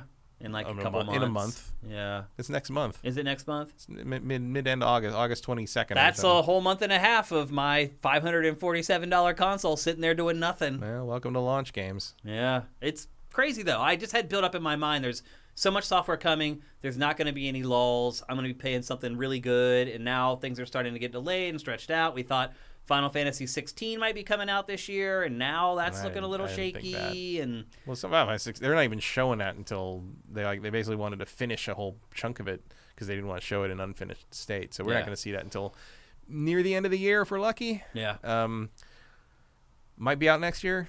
I don't know. I don't know. There's some weird shit. I mean, the Final Fantasy 14 is sold out digitally right now. I know. How do you do that? Because they had to stop because it's so popular. It was overloading. They had to stop sales of it because the servers are overloaded. Wow, that game has seen a resurgence like almost nothing I've ever seen. I will say this though, like I kind of get why Sony wasn't at E3 if this is what they had to show. Like because what would have happened is if they stacked this up, what we saw in this State of Play, against what Microsoft showed, it was going to be a massacre. Well, also, I think and then there would be the narrative. Microsoft kicked Sony's ass at E3. Well, I think that's backwards. Like they didn't have anything to show at E3 because they knew they weren't going to E3. Like that's it. Like this is not like we decided not to go to E3 for the third time in a row because we don't have anything to show. Oh no, Microsoft's going to kill us. It's we don't care about June. I get that. But if this is what they would have shown up and showed, it would have been bad. If they were going to show up, they would have had other things to show. They just this was not part of the plan. You know, you start working on E3 stuff in January. Yeah. You know, like this was never part of their schedule. So, and there's like, okay, we got to show. You know, maybe they had a contractual thing to show some Deathloop stuff before it came out in September. You know, which my prediction originally was in August State of Play, which was what they did last year. Yeah. Because they were right on schedule. You know, May show one big game, which was Last of Us 2 last time in May, and now Horizon in May, and then your kind of little extra. Here's the fall coming in August. Now they did in July instead, I guess. I don't know. Like, we still have EA's E3 event coming up here in about a week and a half. Yeah, so bizarre. It is what it is. Yeah, I don't know what to think of that. I mean, I hope we see some new Star Wars stuff, but that's about all I want from EA. I guess we'd probably see the Dead Space remake. I want to see that. Yeah. Sure. Yep. All right, so there you go. I feel like we're pretty well taken care of to the end of the year. You know, I hope by Game Awards we start seeing some stuff from Sony that we can look forward to beyond God of War. Yeah. But I also don't think that at some point we're going to get to God of War and Sony's just like, we're out of games. Sorry, we're all going home. Like I don't think that's going to happen. It'll be all right. Yeah, I don't either. I just didn't expect to see a gap like this in between compelling releases. Like we got Ratchet, and then it's a little quiet, and we get Kena in August. We get Deathloop in September. Gran Turismo's in there somewhere. Hopefully Horizon makes it in November. That's pretty good. Deathloop isn't an exclusive though. It's pushed on Sony though. Yeah. Like I think of it as a PlayStation game. Interesting. Whether that's fair. I guess or not. their marketing's working. Their deal is working. Okay, so there you go. That's Sony State of Play. Again, EA All Access. Is that what they call their shows? I think so. Yeah. Happening on the 22nd of July. Yeah, that's their Game Pass like subscription thing. So yeah, I think that's probably what they call it. And then that'll finally put the cap on E3 2021. It sure was drawn out this year. That's for sure. Okay, it's time for our Q&A. If you want us to answer any questions, some people are already doing this, go at Sifted Games in the chat. That way we can pluck them out of all the other comments that are going on in there. But before we do that, and this will give you time to get your questions in, here's a word from our sponsor. It's time to find out why everyone is buying homes in Montana. DeShazer Ryan Realty has a totally remodeled 4-bedroom, 3-bath home for sale in Libby, Montana. Nestled next to the mountains on Libby Creek, this split-level home features almost 3,300 square feet of living space and includes a fully finished basement, a 2-car garage, a barn, a shop, and much more. There's a covered back porch just off the kitchen, so you can enjoy your morning coffee the way nature intended. At $479.9, it's an absolute steal. They're selling homes as fast as they can list them. So if you're interested, do not hesitate to call Doug DeShazer at 406-291-1643. Even if you don't live in Montana, you can contact the professionals at DeShazer Ryan Realty, and they can help you with property in your area. For more, head to DeShazerRyanRealty.com. That's DeShazerRyanRealty.com. Thanks once again to DeShazer Ryan Realty for sponsoring GameFace and our E3 coverage in June. All right, let's get to some questions here. Let me get our patron crawl rolling first, though. We can pay our mad respects to the people who support us at patreon.com/sifted. And let's get to some questions. We also got some Twitch Prime rolling in here. Let's see. J. Reed Vic 7, thank you. Longtime supporter, appreciate it. 24 months in a row. That's quite a streak, man. Thank you for your dedication. EDH420 has a question. Call of Duty 1, thank you for Twitch Prime. Oh, there's a bunch of questions down here. Scorpio's fine. Or wait. Okay, I don't want to miss any of these because we have time to actually answer a bunch of these. Commander Fett, with the new Assassin's Creed game being announced, do you think that we'll get smaller stealth AC games on off years? Or do you think that stealth in AC is dead? I personally would play another game in the series if it was stealth focused. We were talking about. Yeah, I mean, we talked about that a little bit. Yeah, I don't know if you showed up a little late, but we actually talked about that very specific thing when we were discussing the game. Matt is hoping that is the case. And we talked about how it had gone completely the other direction and it needs a correction and maybe they can find something in the middle. But he does bring up something that we didn't bring up, which is, maybe these little kind of side games, spin-off games could handle the stealth stuff. Do you think that's a smart tactic? I don't think so because they already did kind of the side game thing with them. They didn't work. They didn't sell. Like all the India, China, Russia ones, like they practically give those away now. Mm-hmm. Yep. Yeah, you're right. They do actually give them away. Like I got all those games for free, and they did not do well, which will also lead me to believe that they probably would not reapproach that kind of tactic. Yeah. I think Assassin's Creed works as a AAA big experience, and they know that. Yeah, and they'll stick with that. I'd agree. Next up from Eth Demon, what game in a genre added a feature that you won't play future games in a genre without? For me, it's the teleport from Dishonored for stealth games. Dishonored fan jumping in. After we trashed Dishonored, we were talking about Deathloop. So what game in a genre added a feature that you won't play future games in a genre without? I don't know if I understand that question completely. Is there a game in a genre that added some kind of innovation that you think the genre is now incomplete if you don't incorporate that? Like, would you not play a JRPG that didn't have an instant kill an enemy that's levels below you, like in Monster Hunter? I'm trying to think of an example. I don't know if I ever say, like, I won't play anything I don't have anything like that. Yeah, I don't have anything like that. I take each game as it comes, pretty much. Yeah, I would never just cut myself off and say, if it doesn't have this, then I'm not going to play it. Like, I would be more interested to see how they try to solve the problem in a different way, in all honesty, and would like to see, okay, maybe they found a different way to attack this. It's like, look at the camera controls in Super Mario 64. There may have been, like, when I played that, I may have said something like this, like, well, if I'm never played another 3D game. But that's also, like, not a genre. It's a mechanic. It's an innovation of, like, the literal media. Yeah. Like it's when you say like teleporting in Dishonored, like I wouldn't want to play like a Splinter Cell with teleporting. Like, right. That doesn't make any sense to me. Yeah, that wouldn't work. Or maybe somebody could figure out how it would work. That's beyond my pay grade. I mean, Tom Clancy stuff, you can do anything in it, really. Yeah. But I don't know. Yeah. That's a tough one. I don't think I would have anything like that, really. I guess unless you want to talk about, like, I don't know, fast travel in open world games. That's a good one, actually. Yeah, that's a good example. But isn't that kind of like, no, that's a feature. Yeah, I think that makes sense. I don't remember what the first game to do that was. I don't either. I can't remember at all. Here's one from A Bunch of Jerks, which is a great username.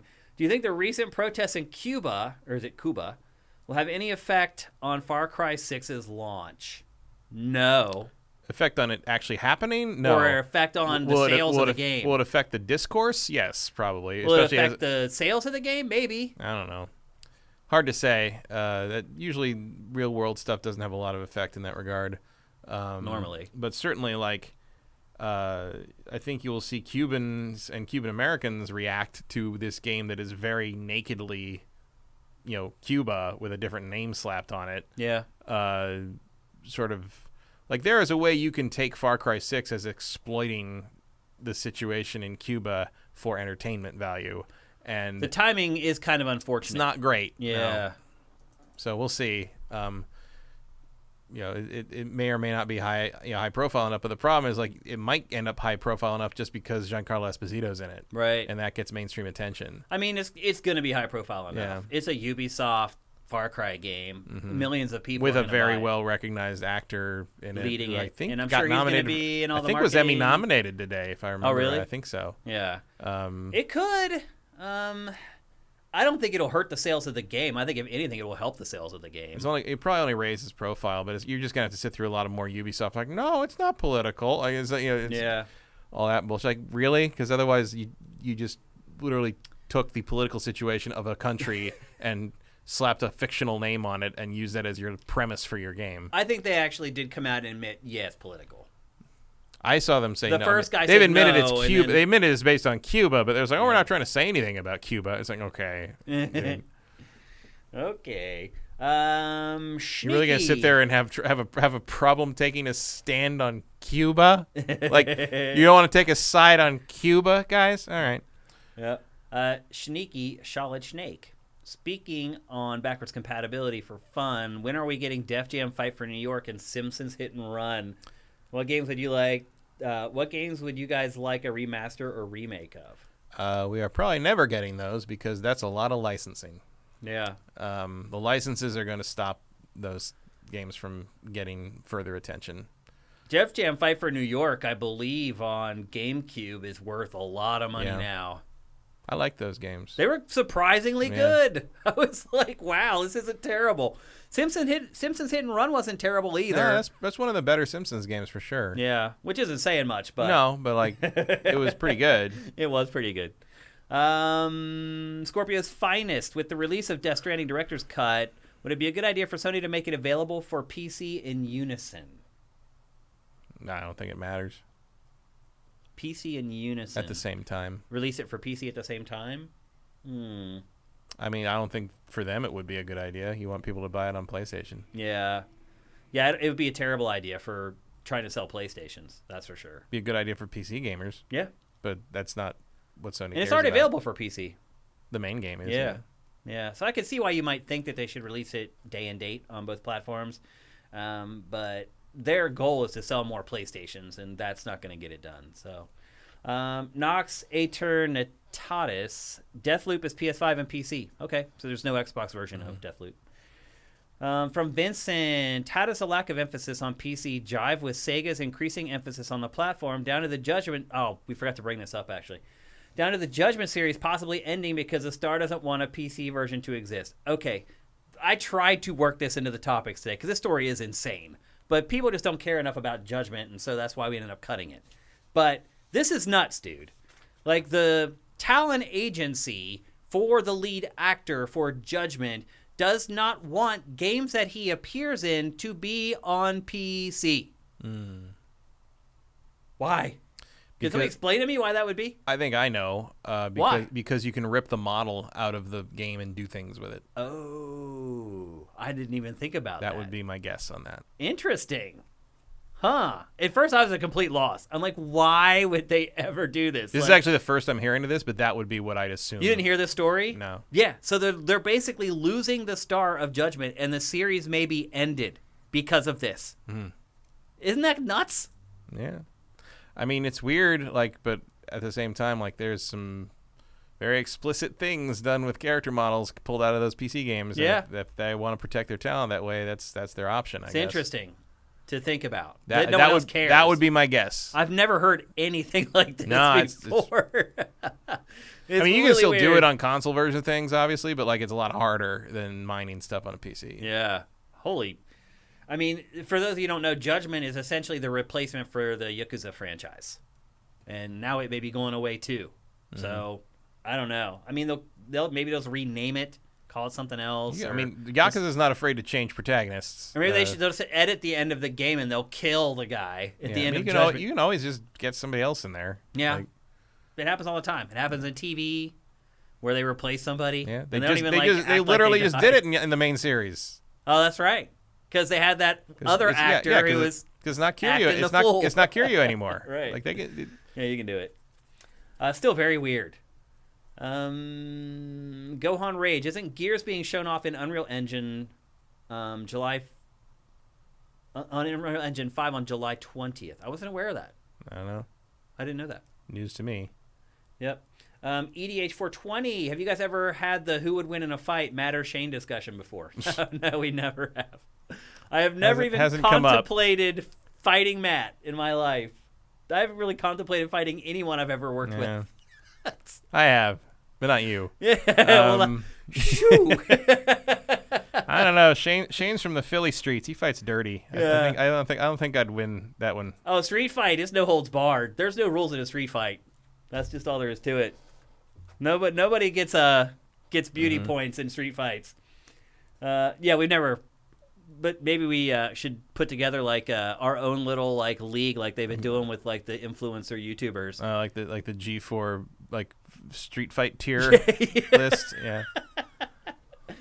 I think Adam would probably win that. Adam's been training in boxing for like 10 years. Like he has. His body never changes. No, but he always looks exactly the same. But he's been going to boxing school for like ever. For a long time. Like Fred. He looks the same. Of all of us, I feel like he's probably the best one to throw a punch. Probably. So. He should know the best way to do it. J. Reed Vick will answer one of your questions that you hooked us up with the Twitch Prime. Gohan Rage, thank you for Twitch Prime. Given Nintendo doesn't make huge cinematic and open world style AAA games, have you guys gotten any sense why it's taken so long for so many games that have been announced for Switch many years ago? So he's probably asking about stuff like Bayonetta 3. Bayonetta 3, Shin Megami Tensei. Yeah. No. A lot of these games are being built by studios that aren't Nintendo. They're smaller guys. Like Shin Megami Tensei 5, that's not being made by Nintendo. It's being published by Nintendo. Same with Bayonetta. I don't know what the hang-up is with Bayonetta 3. Who knows? It really is bizarre. A lot of the other ones are just like they're being made by smaller studios. They just don't have big teams, and so they take a little longer. And to be fair, for the most part, Nintendo doesn't really share like a release date when it announces most of its games. Like all the stuff it showed from the debut of the Switch that people like, Shin Megami Tensei. We saw that in the very first announcement of Switch. That's not coming quickly because it's from a smaller studio.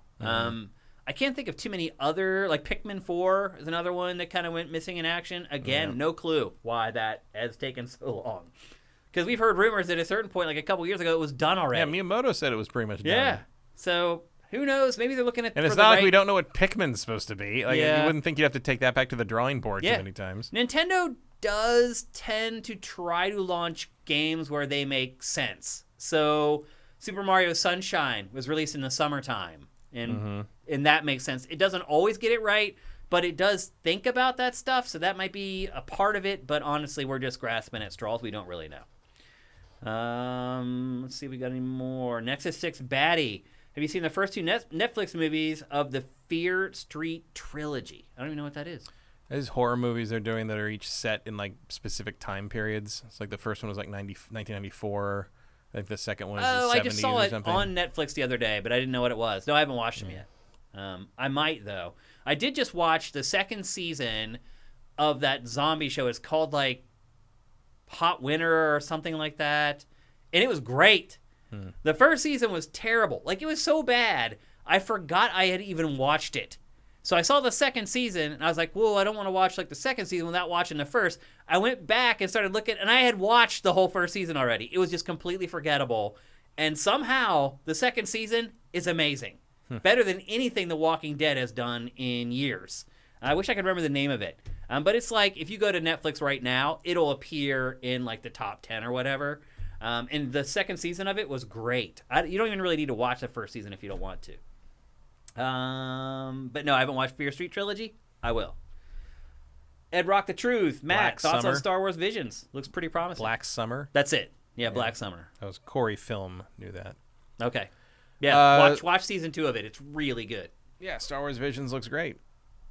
I'm into it. So does What If. Like Marvel animation that doesn't make me want to throw up. Awesome.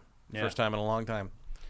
Look at Sneaky brought up fast travel. Yeah. So somebody else picked that up as well.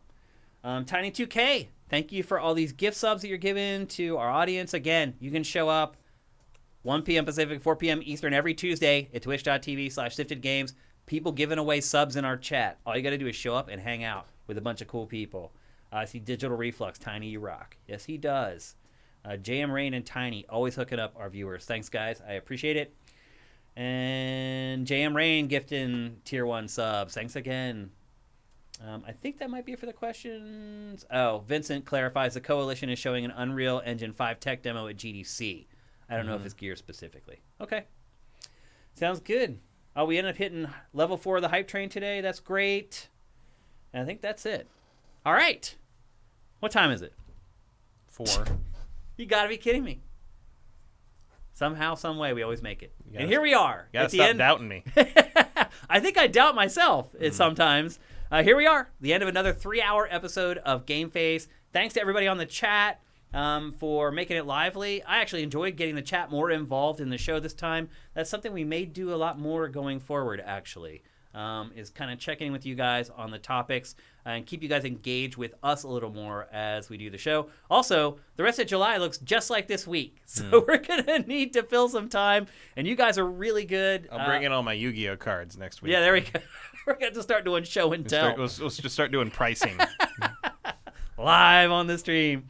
So thanks to everybody who's live on the stream. Thanks to everybody who supports us on Patreon. We can't do it without you guys. Again, if you want to support us and you're listening to the show out on the internet, anywhere, and it could be literally anywhere at this point, I found like podcast services that have just stolen it, and like GameFace is up on these services that I never submitted them to. They just went and grabbed the feed URL and put them up. The show's everywhere. So if you're watching it in any of those places and you want to support us, and we do need support, this is the only way we survive, is through Patreon. Head to patreon.com/sifted. That's SIFTD, sifted without the E. And you can pledge whatever you want. If you can't afford to give us money, totally get it. There's a lot of people out there still without jobs, had a rough go with the pandemic. Totally understand it. If you're one of those people and you still want to help however you can, there's a bunch of ways you can do it. You can subscribe with Twitch Prime, which I've talked about many times before. The instructions for doing that are down in the description below. You can also review the show on your favorite podcast app. Very easy. Give us a 5-star review.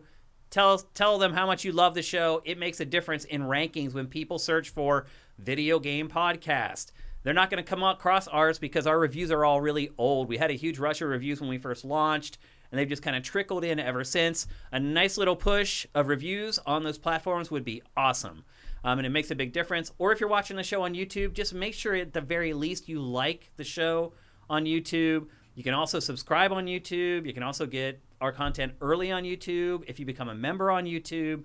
But do the like thing, do the subscribe thing, ring the bell thing. There's tons of stuff you can do to support us and help us, even if you don't have any cash. And I have totally been in your position before. If you don't have any money, I totally get it. So the good news is we try to provide ways for everybody to help us if they can.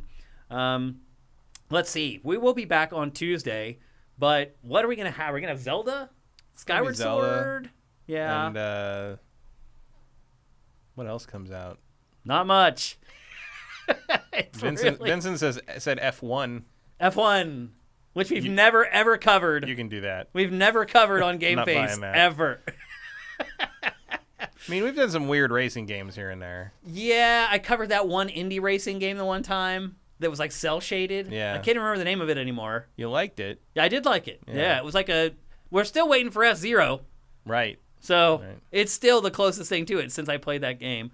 But we'll be back next Tuesday, 1 p.m. Pacific, 4 p.m. Eastern at twitch.tv/SiftedGames. If you want to find me on Twitter, I am at Dinfire.